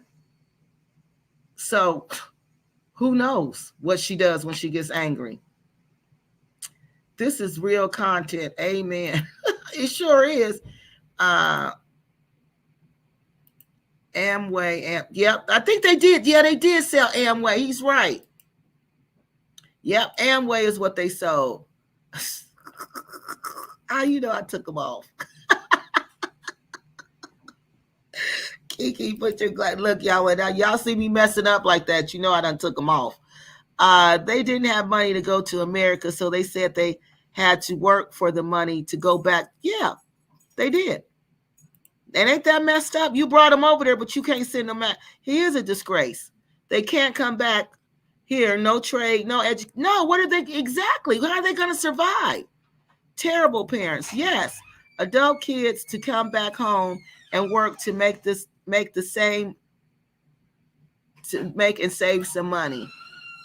Generational wealth. He know there ain't no generational wealth. He's lying. There are tons of those worthless, selfish parents taking kids to Africa who will end up just like these kids or worse. That's so sad. Of those of us that did donations, we would really be sending them back to America for real. Yeah, if that's what they need. Yep, because some people would donate to get them back to America. They would donate for that. Dumb and Dumber, Rick and Sid. That's what they are. The delusion. The delusion of it all. Yes. If there was anything Coop and if there was another Coop and Gambia, they would be. Oh God, yes. They think they're going to be in history books, the scammer books. No apartments. No, nothing for the kids. Nothing for the kids, y'all. Nothing. They don't have it. They got a room in the house, but they ain't getting no apartments, and the rooms ain't even finished. They really are smoking something special. Yes. Kiki, Christians call Jesus' name often. The Muslims have many names for a reference to God. Rappers call out their hoods. They speak on what they love. I am starting to think Kiki loves Rick. What?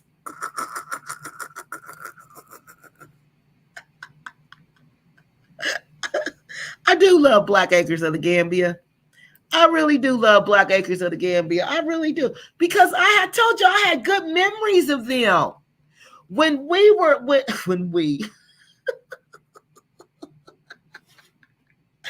COVID was out and we were all on lockdown and we were all watching Black Acres of the Gambia. Yes. We all were in love with Black Acres of the Gambia. That's why I'm just so outdone, because I'm like, how could you build our trust and do us like this? How could you do the kids like this? How could you if you do your own kids like this, man, what will you do to us? I wish I would move to a third world country. If the life isn't softer one, I have no, it ain't. Well, it's not going to be softer in a third world country. Rick is paying them workers with an EBT. He would pay him with EBT if he could. Rick and Cynthia are so dogmatic. I could see their kids rebel. Yes, and that's what's going on. They have no care what happens to their kids' future. No, they don't. I think they pay them lowly wages and make it difficult to complete the work list to ensure they stay there. Yes, I think so too. Parents truly love their kids, want the best for them, not a life of servitude to parents makes the kids feel unwanted. Now we're going to go back to this next video. Now I want you to see this video about who are we going to watch? Raheem. And I want you to see this third culture has impacted him. Now he's developing into a man, right? So remember, identity was another issue that you'll develop. You'll struggle with your identity. You won't know who you are, what you're supposed to be, right? So he is struggling. He's at that age where he's determining what kind of man he's going to be, right? So I want you to listen to this video when he talks about relationships and how being in this other culture has really impacted his view, this young guy's view on relationships.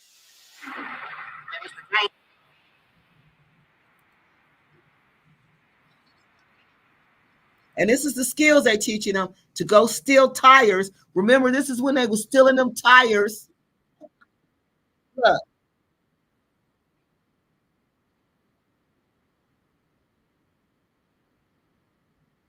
See, that's where they go get tires.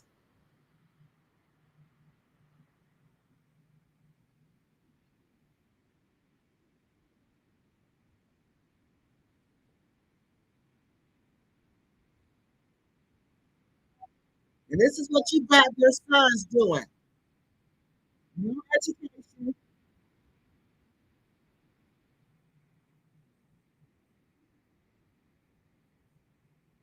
See?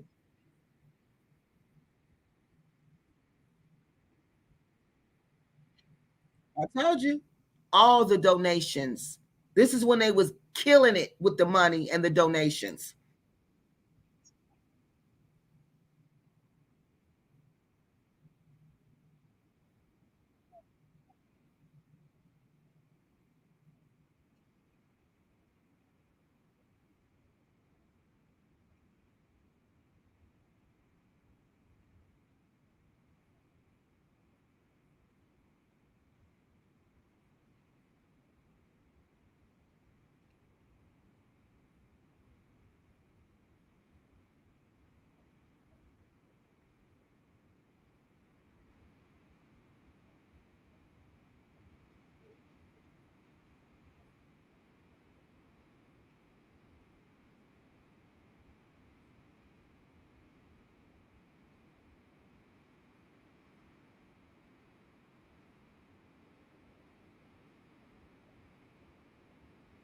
So did you hear what she told her kids?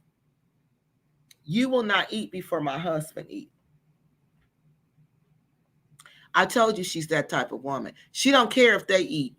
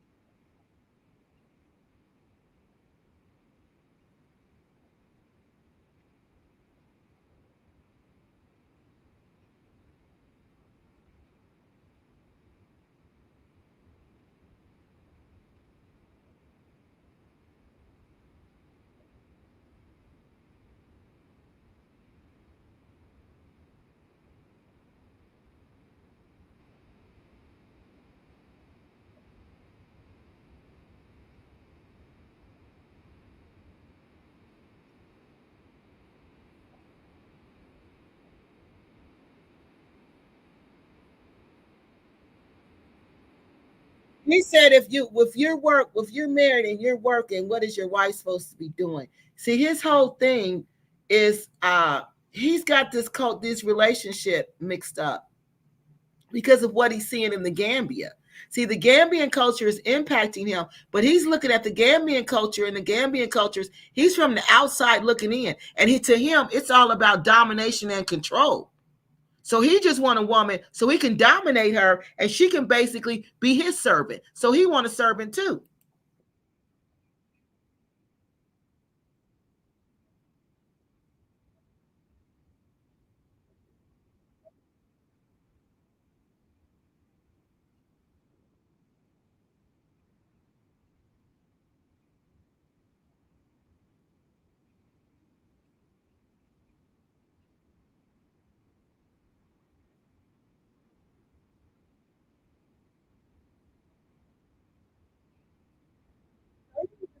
He said she's going to find herself outside the house. See, he's talking to Gambian men. He's kicking it with Gambian men. He's learning Gambian culture. He's creating his own culture, his third culture, kid culture. This is how he's identifying as a man. He's trying to put together what kind of man am I going to be? Because that's what they do at that age.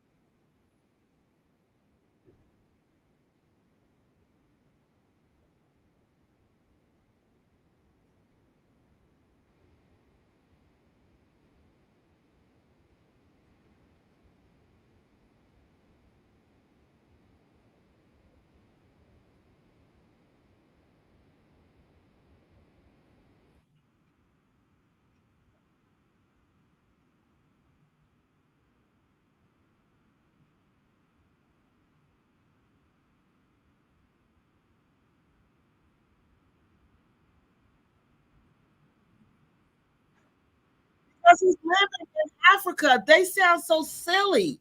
You see what I mean? They had no idea this was going to impact their son like this because he's living in Africa. He doesn't know what the norm is anymore. And his mother is manly. He doesn't know what the norm is anymore. He see in his household, the mama run everything until she get mad. Till Rick, when Rick get mad, that's when she back down. He don't know. Then he got to create his own culture. He said, that's not what I want. Then he see the Gambians and they telling him that you want a servitude, you want servitude like your parents want servitude. That's what men do.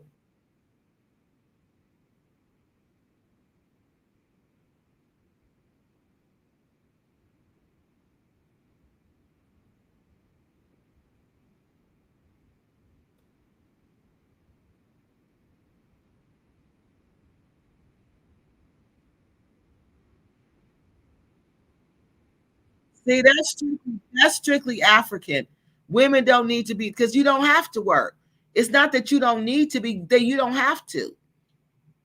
They don't require that. See, all of this is traditional African thinking because that's who he's been around.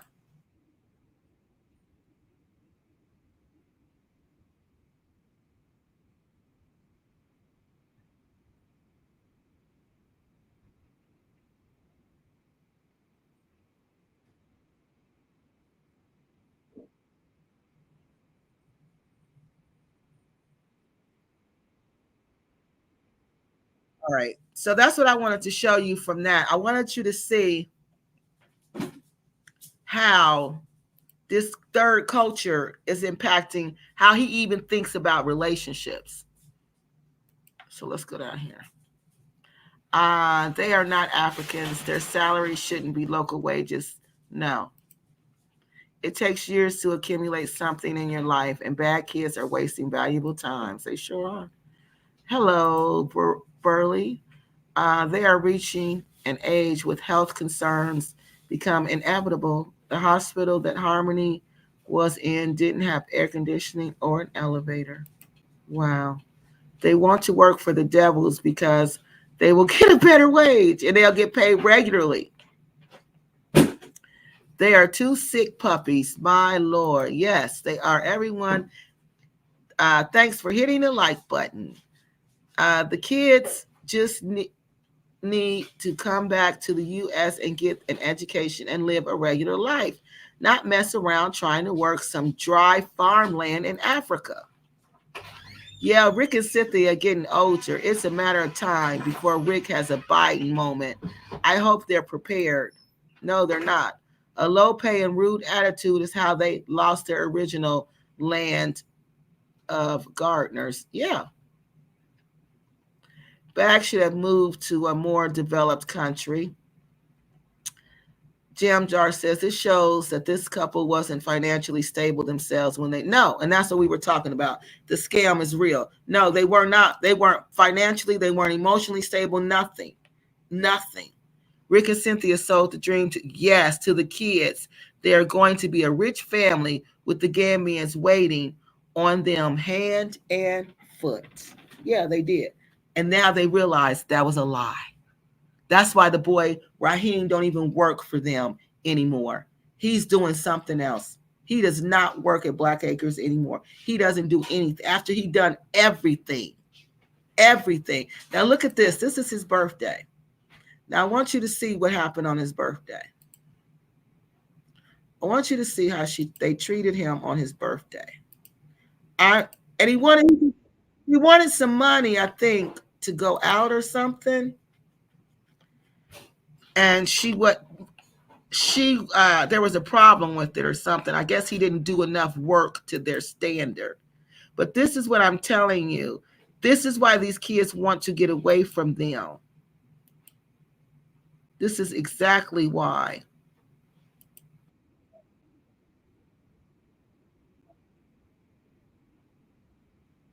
Oh, yeah, that's what she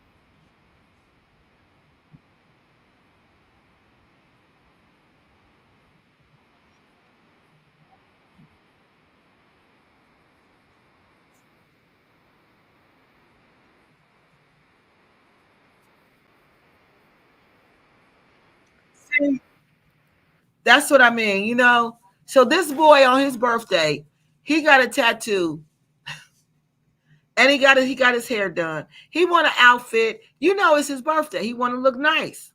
You can't give him no extra money so he can look nice. You can't do that. He don't never look nice. He don't never look like he keep himself up. One day he want to go out. He want to do something, and y'all won't even give him no extra money to do it.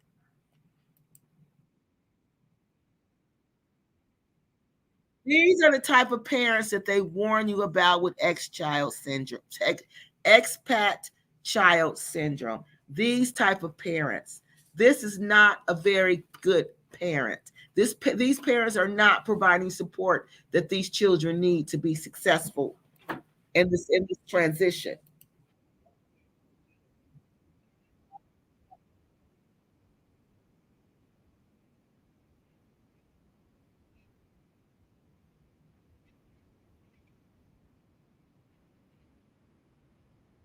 But see, now they're mad because they party all the time. But that's what you let them do in the beginning. You didn't object to them partying. They've been partying since they got to the Gambia. So of course they're going to keep on partying. Now you want to complain about it.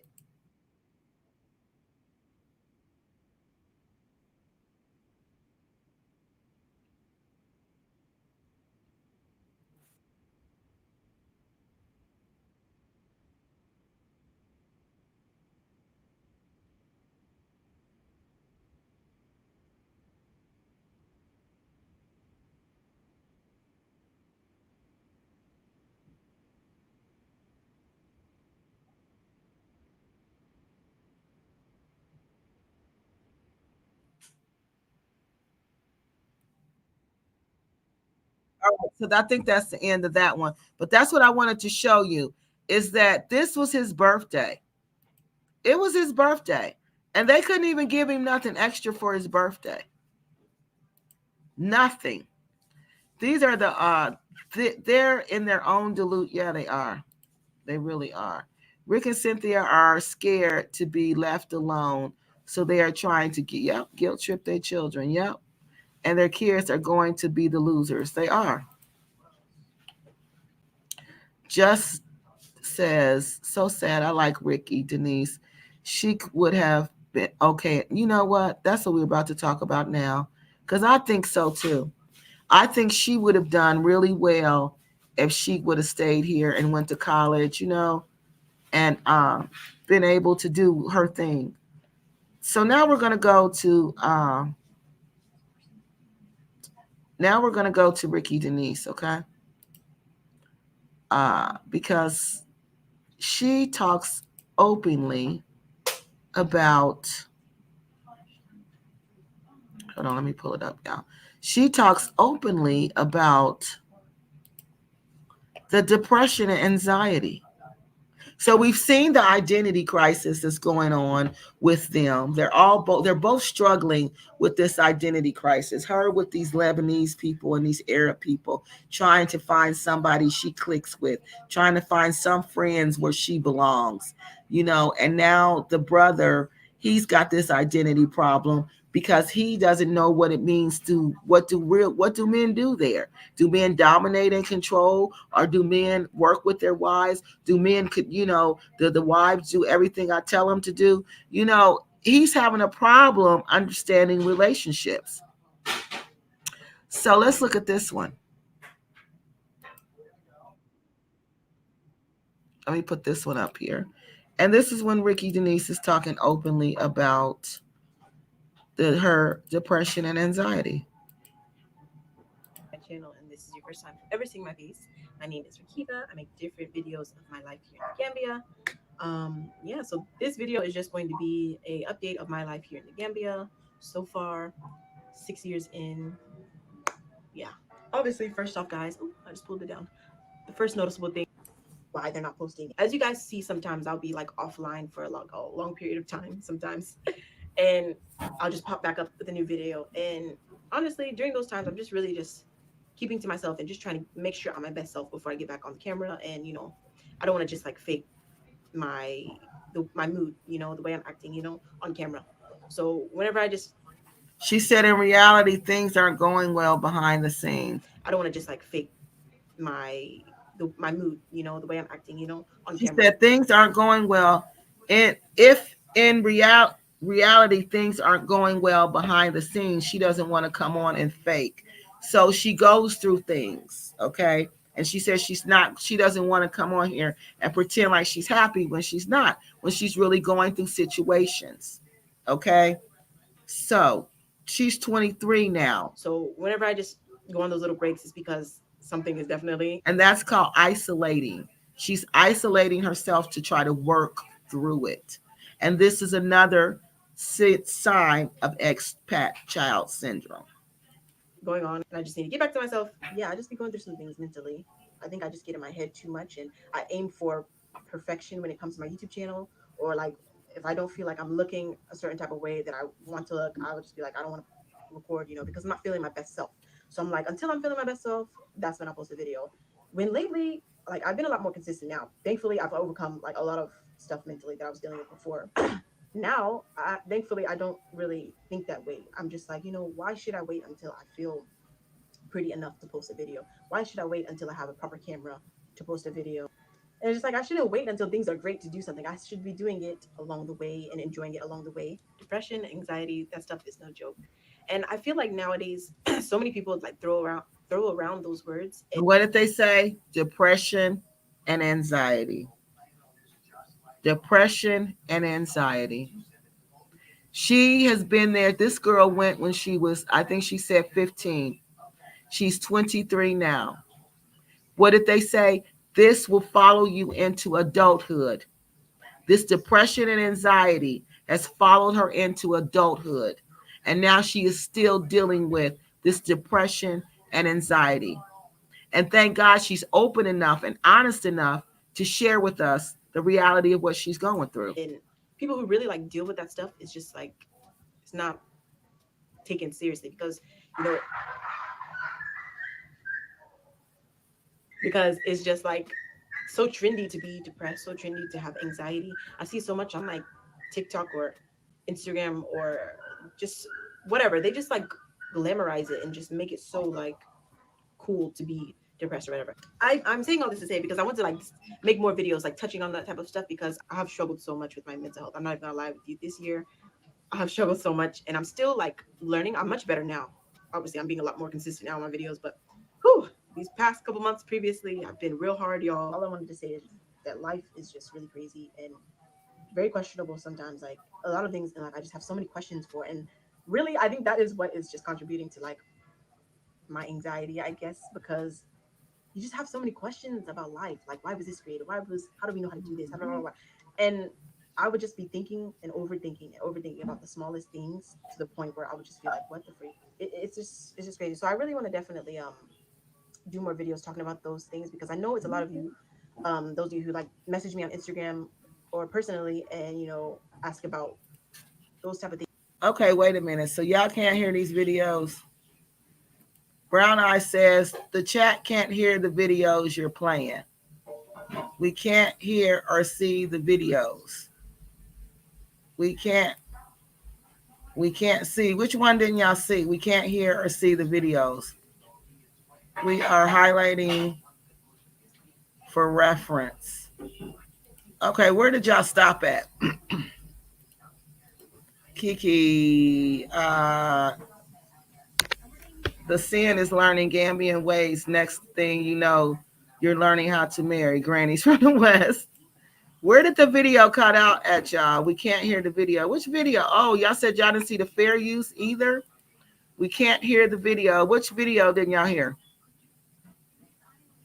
Is there a solution to the problem? What problem? Kiki, your video is cutting out. She played the fair use in the beginning. Yeah, I did. We see you, but can't hear you. What about now? Can y'all hear me now?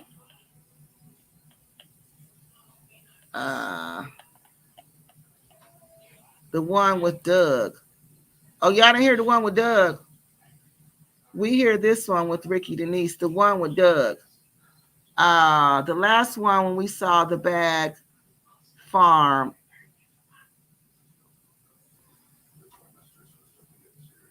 Okay, I don't know which one it was. Was it the one with the boys in the truck when he was talking about being a man? Did y'all hear that one? Was the bag farm? Now we see Ricki. Okay, so y'all didn't see the one with Doug. And okay, did y'all see the one about his birthday when he had when he was upset about his birthday? Did y'all see that one? When did y'all see the one with Raheem was upset on his birthday? Yes. Do I need to go back to that one or y'all can see that? Y'all saw that one.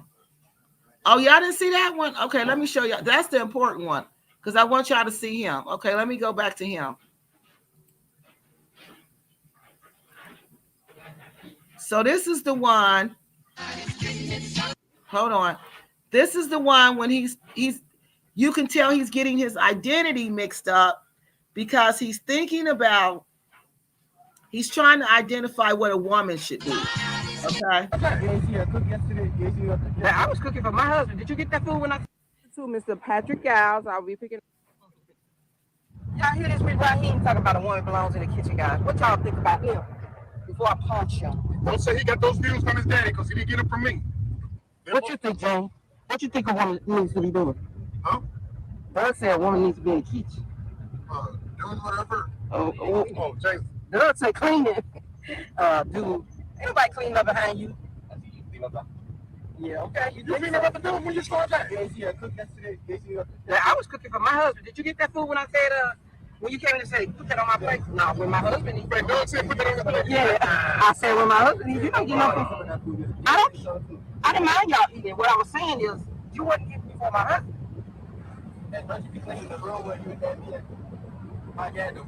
He does clean. I'm not, don't send him no more bites. Yeah, don't say Doug nothing. Don't say Doug nothing. You hear that, Miss Shirley? He talking about what a woman needs to be doing to cleaning. Doug is different. Doug is different. I don't even think Rick. That bike, if you want me to keep it, I'll keep it. I don't even think Rick thinks like that. So I guess somebody sent him a bike or sent him some money for a bike. I don't know, but they're talking about somebody don't send him anymore for a bike. But his view of women has been impacted by his life in the Gambia, going to the Gambia at such a young age. And now he has this messed up, this warped view of relationships. Now, Rick don't think like that. Rick did say he'll put his wife to work. I said, why should your wife work? Rick said, no, she got to work. I got to work, she got to work. I don't agree with that. You know what I'm saying? It's just them two then.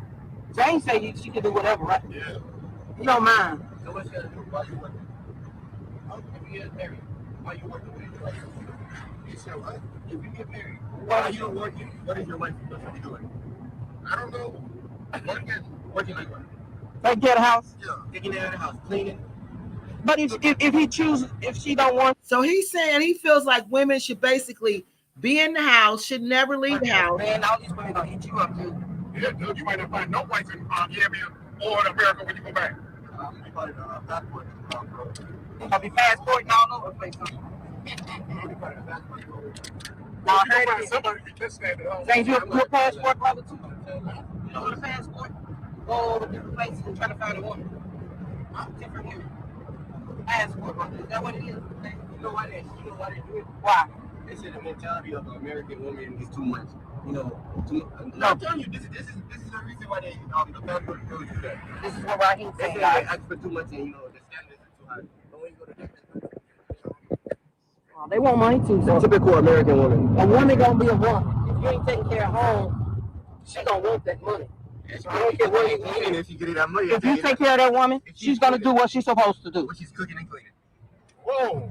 Somebody needs to come slap Raheem, guys. Thank you very much. Slap him hard. You know she don't be getting the money, but she better be cooking and cleaning. Slap him into next week somewhere. Yeah, what y'all think in the comment section? Where is he getting these sexist ideas from? I don't know. He done changed since he got here. But Yeah. See how silly they are? They said, we don't know. He's changed since he's got here. He lives in West Africa. You took him there when he was 14 or 15. You didn't think his way of thinking about relationships and women were going to be impacted by the Gambian culture. You didn't think that when he's around Gambians constantly, you didn't think that was going to be impacted. These people have no clue of what's going on. I'm gonna always take care of him. The wife needs to help out. What would you do? Go make her have another son, and then that son will. And then You sounding really kind of like and then she crazy right now. And she can continue, cooking and cleaning. I had 3 sons, and they were there when Daddy worked and you guys were in school, and we had the business. Remember that? I was 7 months pregnant cleaning carpet. You know, That's not exaggerated, bro. they was not cleaning carpet at 7 months. I was Pretty picking, carpet with tits. yes, picking the machine. I stepped downstairs. Or I wait until Nadi cooks something and then go eat her food. She give it to you? Yeah. Wow. I'm gonna tell Nadi when I get So home. now you're gonna probably see this video. Okay, so that's you can't really hear good on this video. You have to really listen, but this is what he's saying on his views of women and how they're so in line with how the Gambians think, and the parents act like they're so shocked. And I'm like, how can you be shocked when you took your son to West Africa when he was like 15 and you didn't think this was gonna happen? So this is another one. Well, they're mad because, well, he wants money for his birthday and they don't want to give it to get his hair redid, and it's not redid. I see him this morning. Yep. I love zucchini. I love squash. I love cucumbers. I love any vegetable there is, and it is delicious. We got a son that's mad at us, which is Raheem. He mad because he got to get out here. He normally come in on a Monday, but Saturday he made a deal where, well, not a deal. He borrowed something from me to get his hair redid, and it's not redid. I see him this morning. He didn't get it done, and he mad because he only got served so much for something from his dad. I want to take the generator to the guy to be repaired. He thought he was going to get more, but I'm like, wait a minute, I gave you money for your hair. You shouldn't expect more. What the? So now he's mad about something. I guess he got to come in and be with his girlfriend for another night or something. Maybe that's why he's mad. I don't know. But it is what it is. You about to go somewhere? Okay. Everybody said what's wrong with Raheem. Well, look what he has on, and this is his birthday. Like I said, I've never seen this young man dressed up. I've never seen him with anything nice on. I've never seen him looking nice. He always just looks like this. And if it was his birthday, he's going to want extra money. Of course, he's going to want to go get his hair braided. He's going to want an outfit. He wants money to spend on his girlfriend. But see, he knows they're not going to give it to him. So he got to say, I need it for this and I need it for that. Because he knows they're not going to give him nothing extra. He mad about something, guys, but that's him. He take out his daddy's iffy sometimes. He'll be all right. Life goes on. Don't sweat the small stuff. Just get over it. He got him a little tattoo yesterday or whenever. I said he mad. He got his little tattoo. And now he mad at us because he ain't got no more money. Then he got the audacity to put on his shirt oil. Yeah, why you gonna get mad at me? You knew you didn't have enough to get that tattoo. You should have never got it.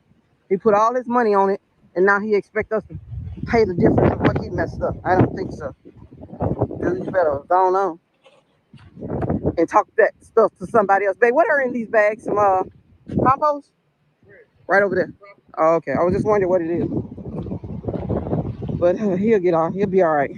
I don't know if he's mad because he's out here. Like I said, on Sunday it's Casamay in the Gambia. So this is what I'm telling you. See, he would stay out there. Okay. He had to stay out there every day. He was like the live-in security. And he never got any time off. So he wants to go do what the young people do. And every time he would do it, it was a problem. Black Acres, Rick and Cynthia would have a problem with it. So it's his birthday. And he feels like, okay, can you give me some extra money? Can you give me a little extra time? Can I have some free time now? And they're mad because he has the nerve to want something extra on his birthday. Everybody goes and party. Hey, look at this. Purslane is growing right here. That's a little bit. Yeah, these are good for, like, it prevents on this YouTube. I mean, this video. I'm sorry. Hey, did you see the big zucchini? The big zucchini. Yeah, right over there. It's a big one. Look like a cucumber. And what I said was he was watching a program on television about gardening, and he was saying they have a sprinkle system set up where he is the ones that stand straight up, guys. And all right, so that's it. I wanted you to see on that video. I wanted you just to see how they treat the kids, how she treats him. I mean, it's his birthday. He can't get nothing extra. No, you didn't work for it. You didn't get it. No, and I gave you some money to get your hair done. If you spent it on a tattoo, then too bad. You ain't getting nothing else from me. But this boy is constantly at Black Acres working. Constantly he's out there. He never has time off. Let's look at these comments. Go out and party. That's what young people do. It was in the States. If he was in the States, he could go out somewhere else and work. Yes, and that's what they're mad at. Doug is an adult now, and if he wants his life, he has to find it like his sister did. Yep, he got to leave. He just going to have to leave.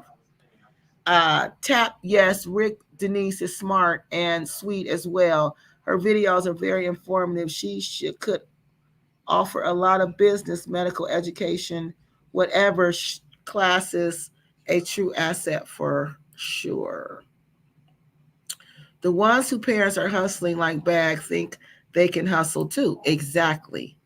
Too many of these young people are lazy and don't want to work. They want to hustle in social media, hoping to make it big. Stayed home and had babies. Yeah, that's what he says. Cynthia talks and acts like an 8th grader. I doubt if she finished high school. I don't think she finished high school because she acts like a kid. She acts just like a kid. Her everything about her is young. The way she talked, the way she act, is like a kid. I wanted to be a YouTube star like my friend Miss Trudy. Really? Ricki Denise needs to learn Wolof and French, return to the U.S., go to college, and work. Thank you. Right. That's a good idea, Cotton Top. But if she ain't learned it all this time, she's not going to learn it. She didn't see anything about, okay, y'all didn't see, okay, so we got that. All right.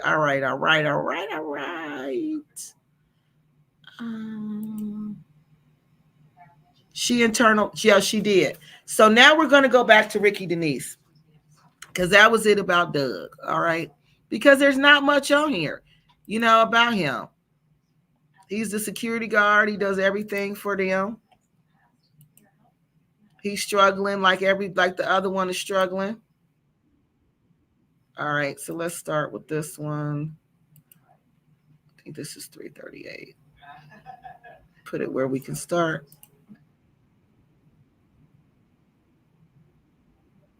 Now she's talking about how she goes through anxiety and depression. What did the study say? That these kids will more than likely go through anxiety and depression. And she's sharing with us about her journey through mental illness.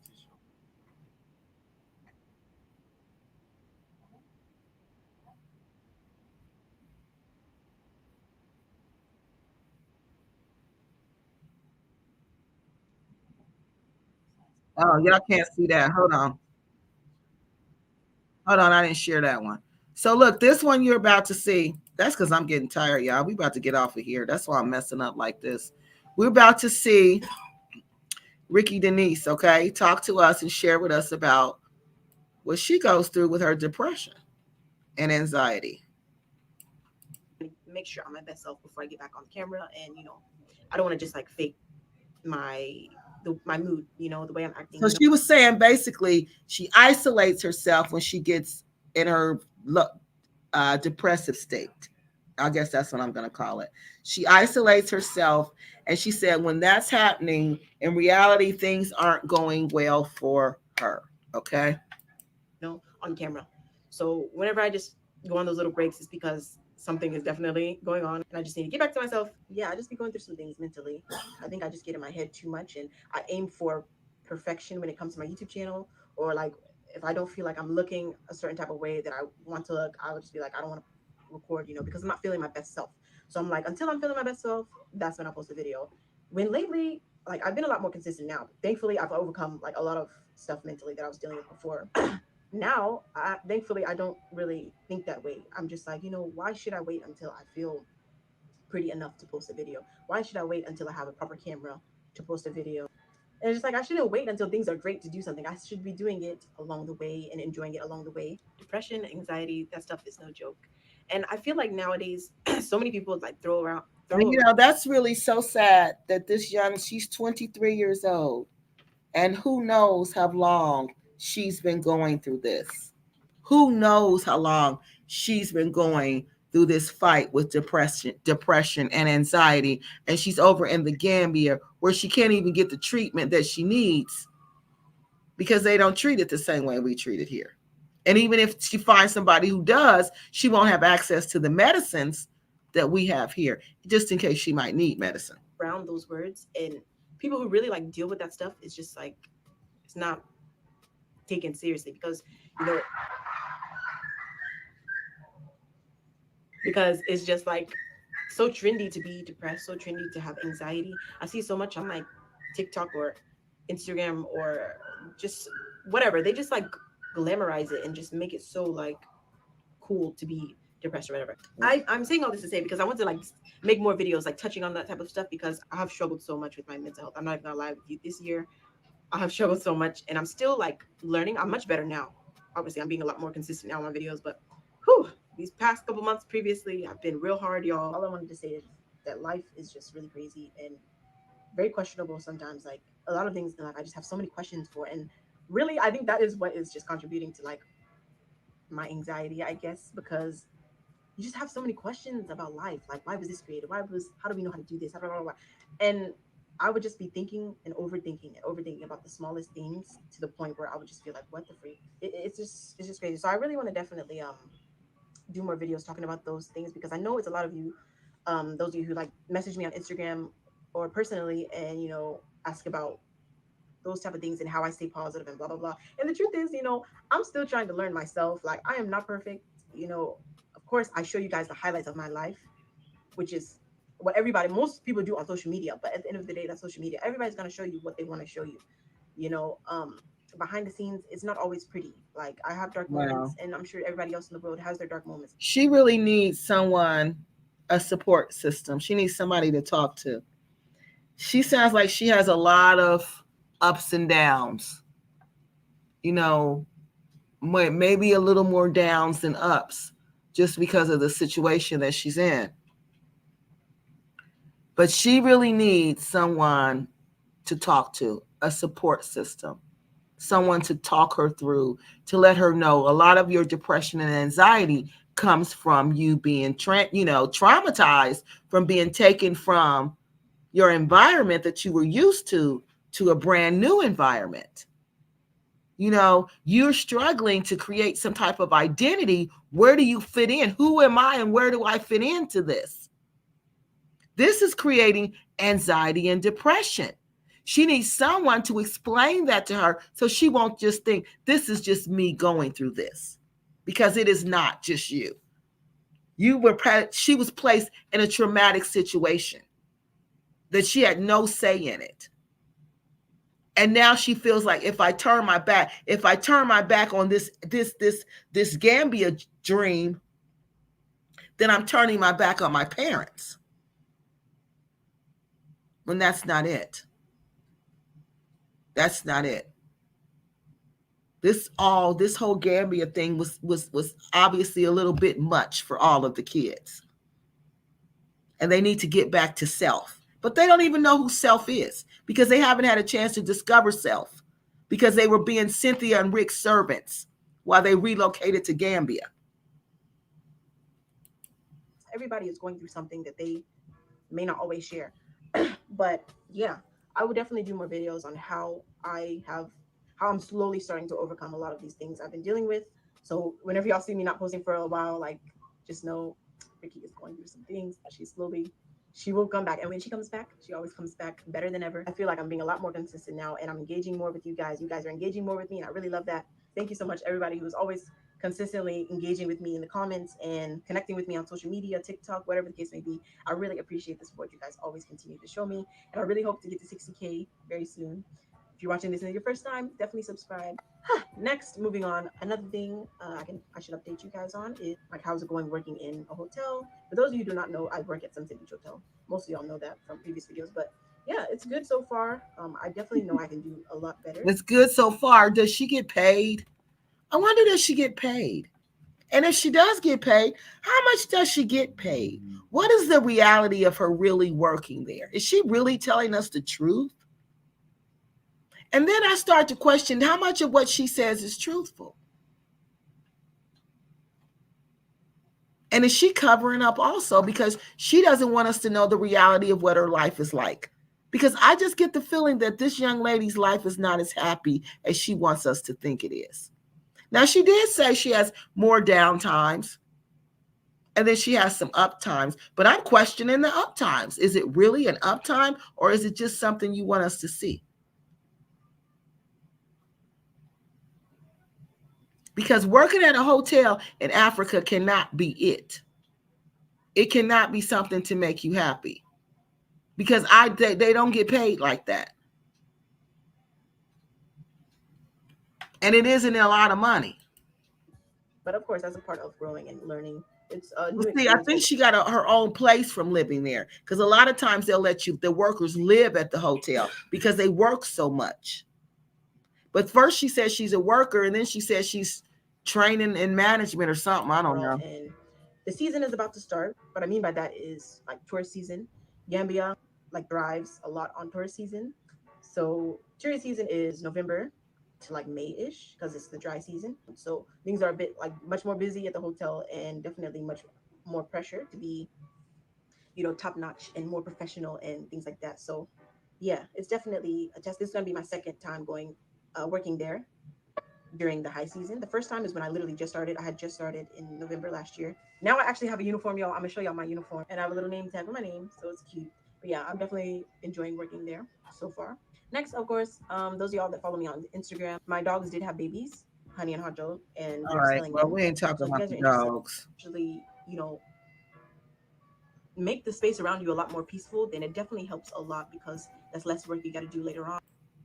Things I want to sell, but for the most part now, I think I'm just gonna donate them because I just need to get this crap out of my room. All right. So this is her sharing her experiences with depression and anxiety. All right. And it seems like she goes through these different points. All right, y'all. It is. Okay. Now this is her again. And she's talking about, this was interesting to me because on here, let me see if y'all can see this one. Because on here, somebody was asking her about her family, why she hasn't been on at her family's place. And she got kind of like defensive. I was surprised at her reaction. And that's when I was like, oh, she really wants a separate identity. She really wants to be away from them. She just doesn't know how to do it. About something that just has been bothering me a little bit because I just been seeing a bit of comments of people saying some things on my parents' videos. People, they just say things when they don't really know the full thing, or they don't really actually ask the person to know what's really going on. So what I'm talking about exactly is some people, I see that they're saying like why I haven't been working out of the land, and like why I haven't been on my parents' videos, blah, blah, blah. Number one, I am my own person. I know a lot of people find that hard to believe, but I am. I am allowed to do what I want to do on my own time. I found an opportunity to do something that I've never learned about before, that being working in a hotel and learning different skills in different departments and different things of what it takes to run a hotel. I'm not working at this hotel because I just like working up under people. I'm mainly working here because a friend of mine gave me this opportunity to work here. She knows that I'm doing YouTube and I do home tours and things like that, showing people houses, blah, blah, blah. And she was like, well, I see that you do that. This could be something, maybe it's not 100% in your lane, but it could be something that could be useful in the future if you do ever own your own hotel. Yeah, so I was like, why not? I mean, I know my parents, and my parents have even said this to me in the past, that what they're doing at Black Acres is basically going to be a resort, and they're going to have people staying there. And what I'm doing at this hotel here is I'm speaking to guest relations. I've learned how. That's a lie. See how they fed the lie to the kids? It's going to be a resort, and I'm studying so I can go work at the resort. There ain't going to be no daggone resort. How to operate a cashier and operate certain systems that are necessary when having a hotel at the reception. Like, I worked as a receptionist here. I feel like these things would be very useful when we move out to CFO. And for those of you who do not know, and you're just watching this and you're like so confused about what I'm talking about, Black Acres, CFO, blah, blah, blah. My parents have a land in CFO, which is a city about 1 hour away from where I am right now. And the land there, it's called Black Acres. It's not a city, it's a village. See, that's what I mean. Does she know? Is she deliberately trying to make things sound better than what they are, or she really doesn't know? That's why I'm Gambia, and there it's going to be like a resort for repatriates to come and stay there when they're wanting to move back to Africa, and they're kind of building it catered towards like African diasporans and African repatriates specifically. That whole story, you guys can check out their YouTube channel and see that and why they have it and what they're doing there, their daily activities there. You can check that out. But yeah, so that's what Black Acres of the Gambia is. And yeah, I felt why not work here and get these things in the meantime until we move out to CFO. But yeah, so please y'all don't come up in my comments talking about you're working there and your parents are out at Black Acres, blah, blah, blah, doing this and whatnot. Y'all don't know what's going on behind the scenes. I just know that I'm doing what I want to do because I want to do it and I'm enjoying it. I'm learning and I love learning new and that's things. what you should be doing. See how they're trying to, Black Acres people trying to guilt trip her? Can you believe that? That's what she should be doing. She should be doing what she's doing. She should be exploring career opportunities. She should be, not in Gambia though. She should be going back to the United States where she can make some money, where she can go to school, where she can do what she wants to do. But see what happens? And you see how nervous she sounds? Because she doesn't want to rock the boat. She doesn't want to cause trouble between her family. But she has a strong desire to be her own independent person, free from black acres of the Gambia. So let me see what y'all saying over here. So those was all. Okay, we read all that. Okay, BAG hasn't sent kids back to the States for, no, they haven't. Does she live at, no, she don't. I don't think she does. Ricki Denise ain't making no money working. No, she ain't in the Gambia. She's depressed. She wanted to be a YouTube star. Yeah, she wanted to, but it's hard to be a YouTube star, you know? It is really hard to be a YouTube star. It's harder than what they make it out to be. You know, and she is. And this is just sad all the way around. That's not going to happen for her. No, it's not. It's not, because that whole Black Acres thing is over. You know, you have to have people watching you from from the start to the beginning. And it can't be like just sensationalism. You know, it can't be just a trending thing. What you do has to be something that people are truly interested in, so they'll come back and watch constantly. You know, Black Acres was just a trend, and now the trend is over, and now she has to reinvent herself, because I'm sure that's what her friends thought she was too. This rich girl from America whose parents owned all this land, but now it's been found out that that's not the case. That is far from the truth. Yeah, she needs to spread her wings and fly and get out. I meant to say let her stay over there. I can't hear Ricki Denise's video. Oh, no, I fixed it. You seen it, but we couldn't hear it. When? Just now? Y'all just couldn't hear this video I just played? Are you serious? We seen it, but I can hear Ricki. Okay, point of view. Which one is it? You said you could hear it or you can't hear it. Y'all couldn't hear that video I just played. All right. Could y'all hear that one or not? Did y'all hear the video? We can hear it now. Did y'all hear the video? Oh, when I first played it, y'all didn't hear it. But can y'all hear it now? Did y'all hear it? Okay, good. Okay, good. All right, so let me see, y'all. I think that was the last one. That was the last one I wanted to present to you guys. And now I feel like I have presented everything that I need to present to show you that this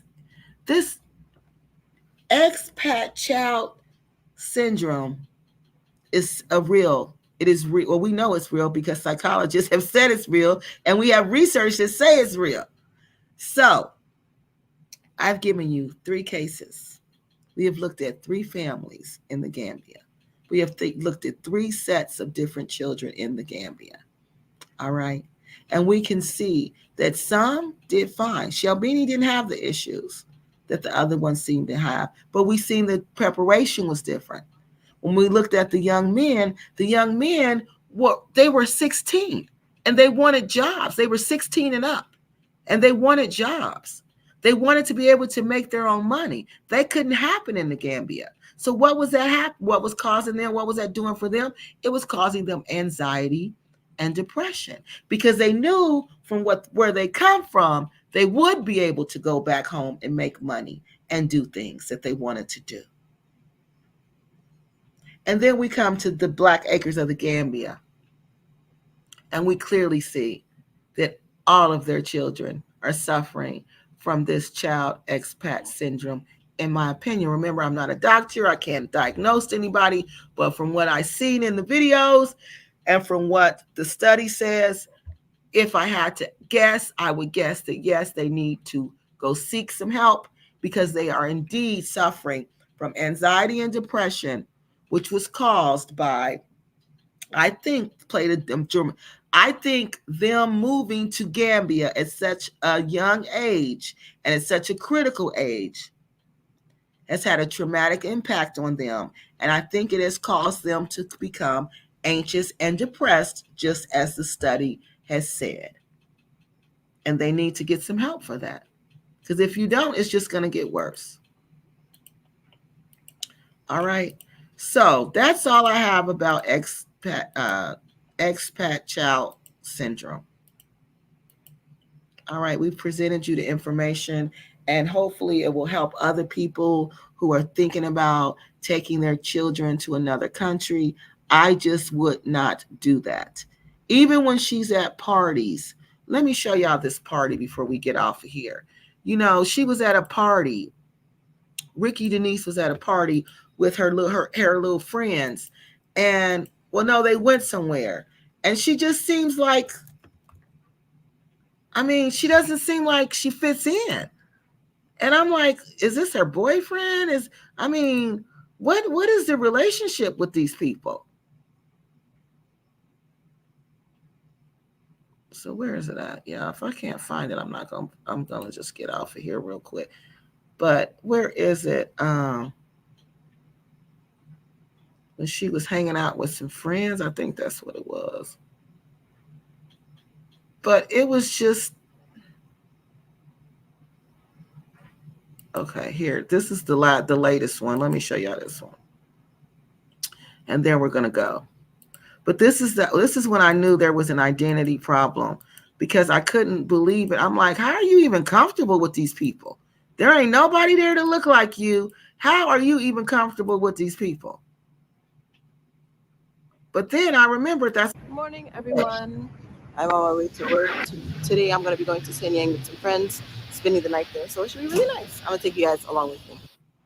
Remember when we came one time and we seen them? I remember there was a lot of water. This is where they took us fun by India. There's those guys on YouTube that build stuff. Oh my god. Yeah. It's nice. He's doing good. I've never seen it. Well, he's doing something. I mean, I would just feel so uncomfortable being the only me there. And this isn't like a school trip. I'm used to being the only me there, or a professional trip. I'm used to being the only me there, but I don't understand. That's why I'm like, this has to be what they're talking about, because they have Tamala here as well. These are the people she hang out with.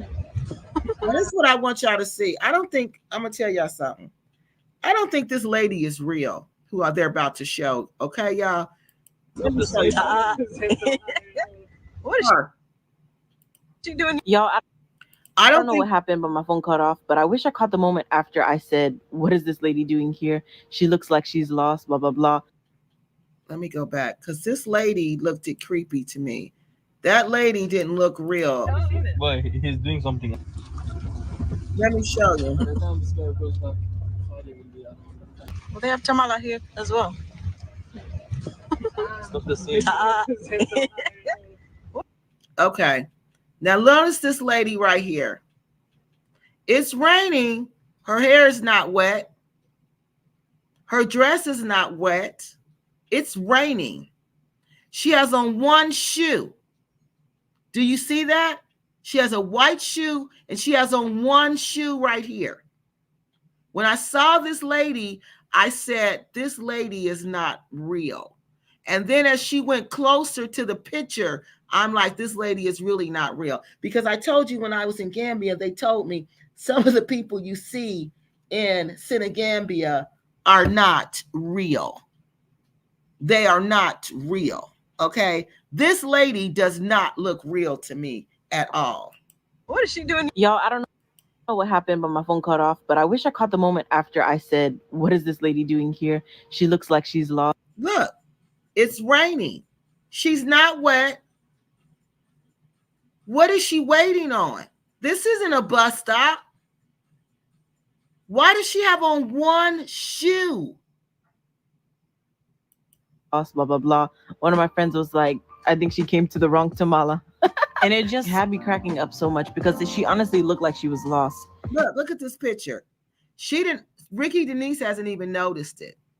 The lady's hair is not wet. The lady's dress is not wet. The lady has on one white shoe. She has no shoe on this foot. This lady is probably a spirit. And can you imagine if she actually thought that was Tamala and now she's just in the middle of nowhere? When I tell y'all that cracked me all the way up. Let him see. So her and they all rented one of these gullies or whatever you call them.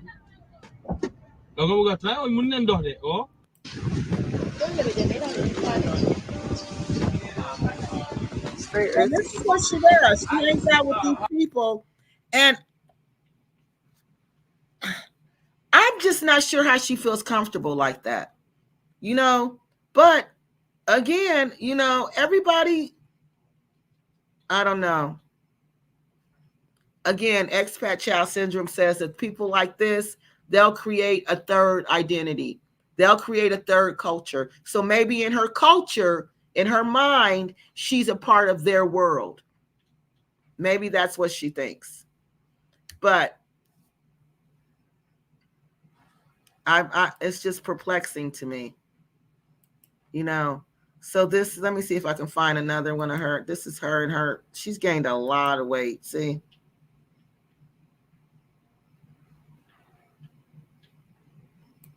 And her friends, she's there with her friends. I don't know what color. I don't know what they are. I just know they're fair-skinned people.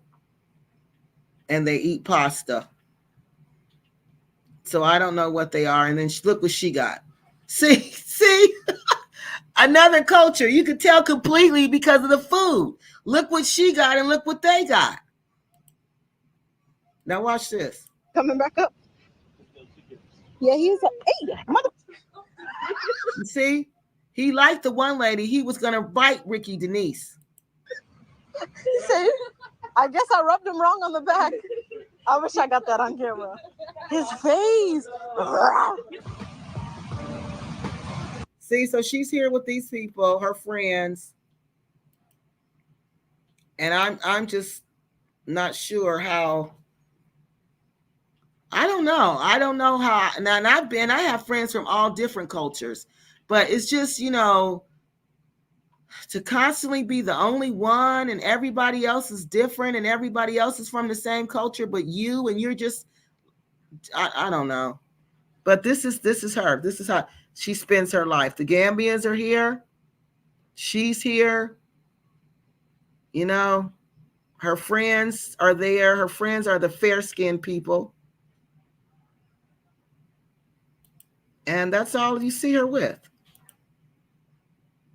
And they drink and here they go. Look at this is their activity of fun. Let me show y'all this.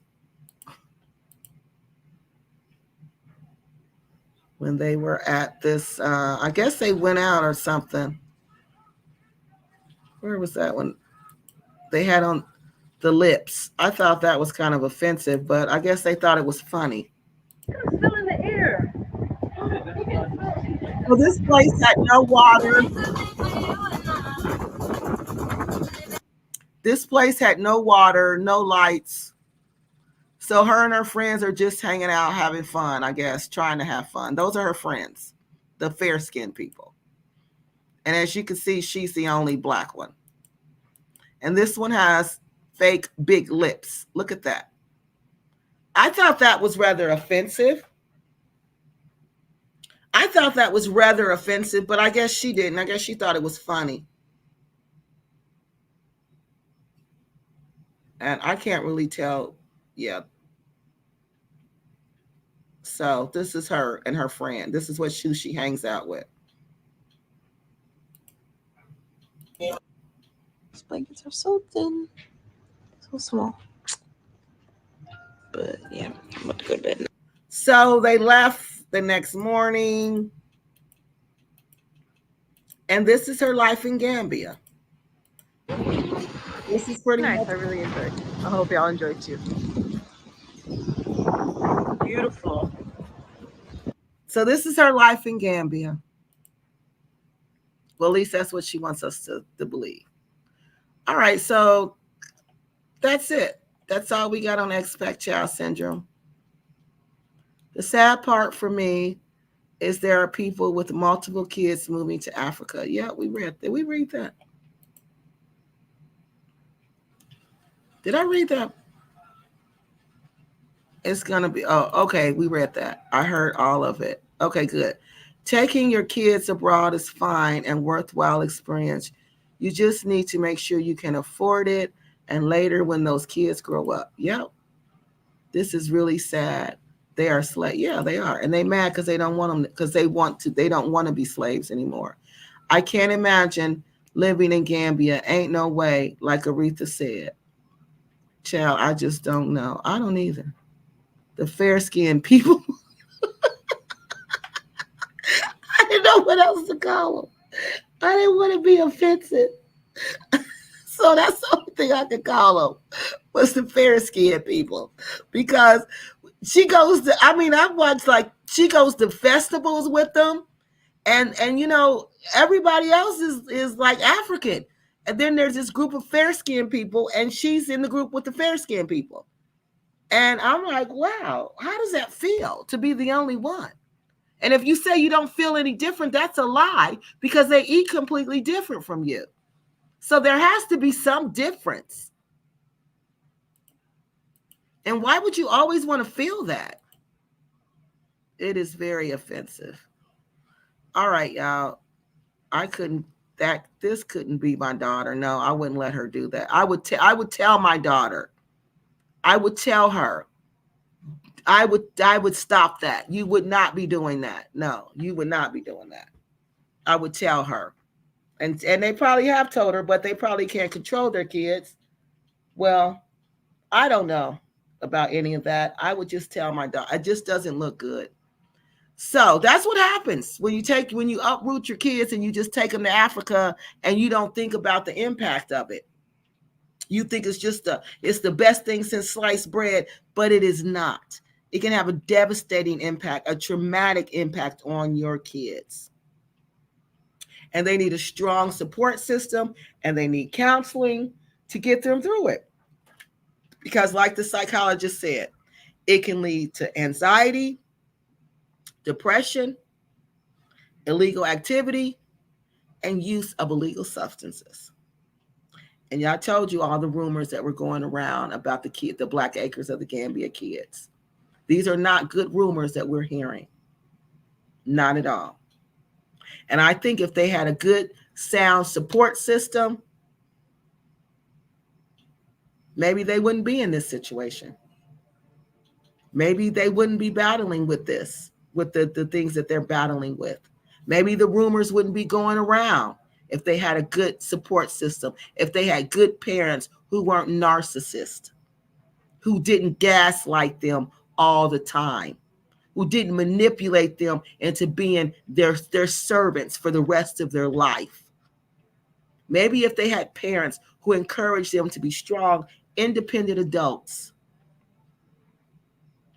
this expat syndrome, child syndrome, would not have a hold of them the way that it does. The fair-skinned people have the money in the Gambia. Exactly, but she doesn't. She doesn't have the same type of money the fair-skinned people have. She can't spend money like the fair-skinned people do. She can't do any of that. So that's why I'm wondering, how does that feel? So in the beginning, the fair-skinned people probably thought that she had money like that because Black Acres were presenting themselves like that. And she was at the club spending money.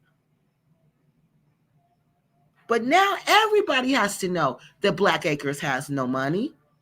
Everybody has to know that they don't own that land. Everybody has to know that they're scammers and that they're a mockery in the Gambia. So how does that impact her and her fair-skinned friends who are filthy McNasty rich and whose lives are all planned out, who have wonderful futures? See, all of them going to stop hanging out at a certain age, because at a certain age, you're going to get married and all of that's going to be over. But what is she going to be doing? Who's marrying her?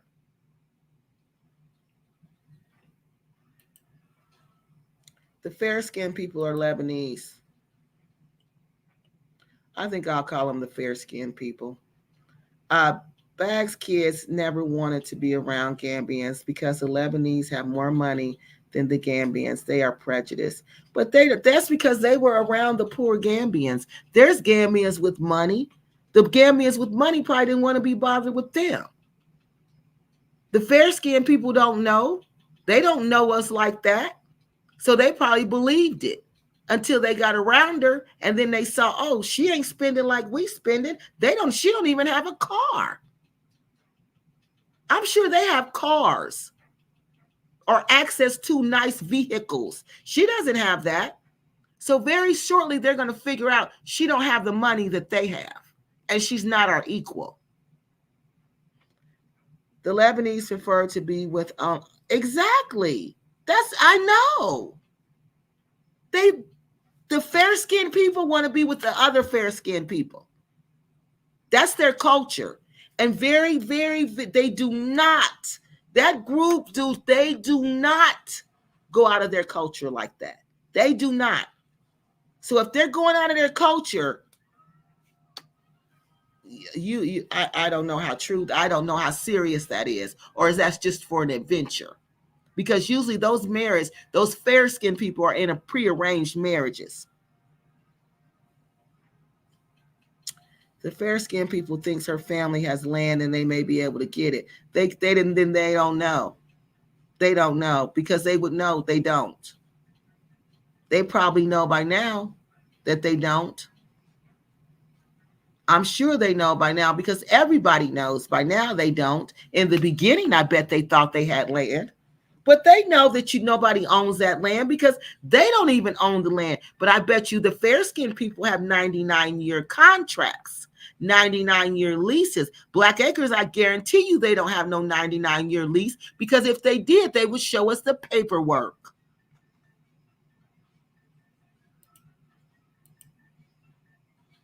So the fair-skinned people think they think Black Acres is more than what they are. But they could just feel sorry for her now. They could know the truth, and they could just feel sorry for her. So who knows? Who knows? But you got to watch the company you keep. You have to. You have to be careful. You have to be careful.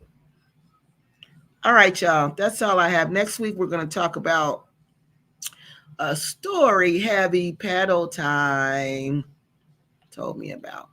All right. So we're going to talk about that next week. And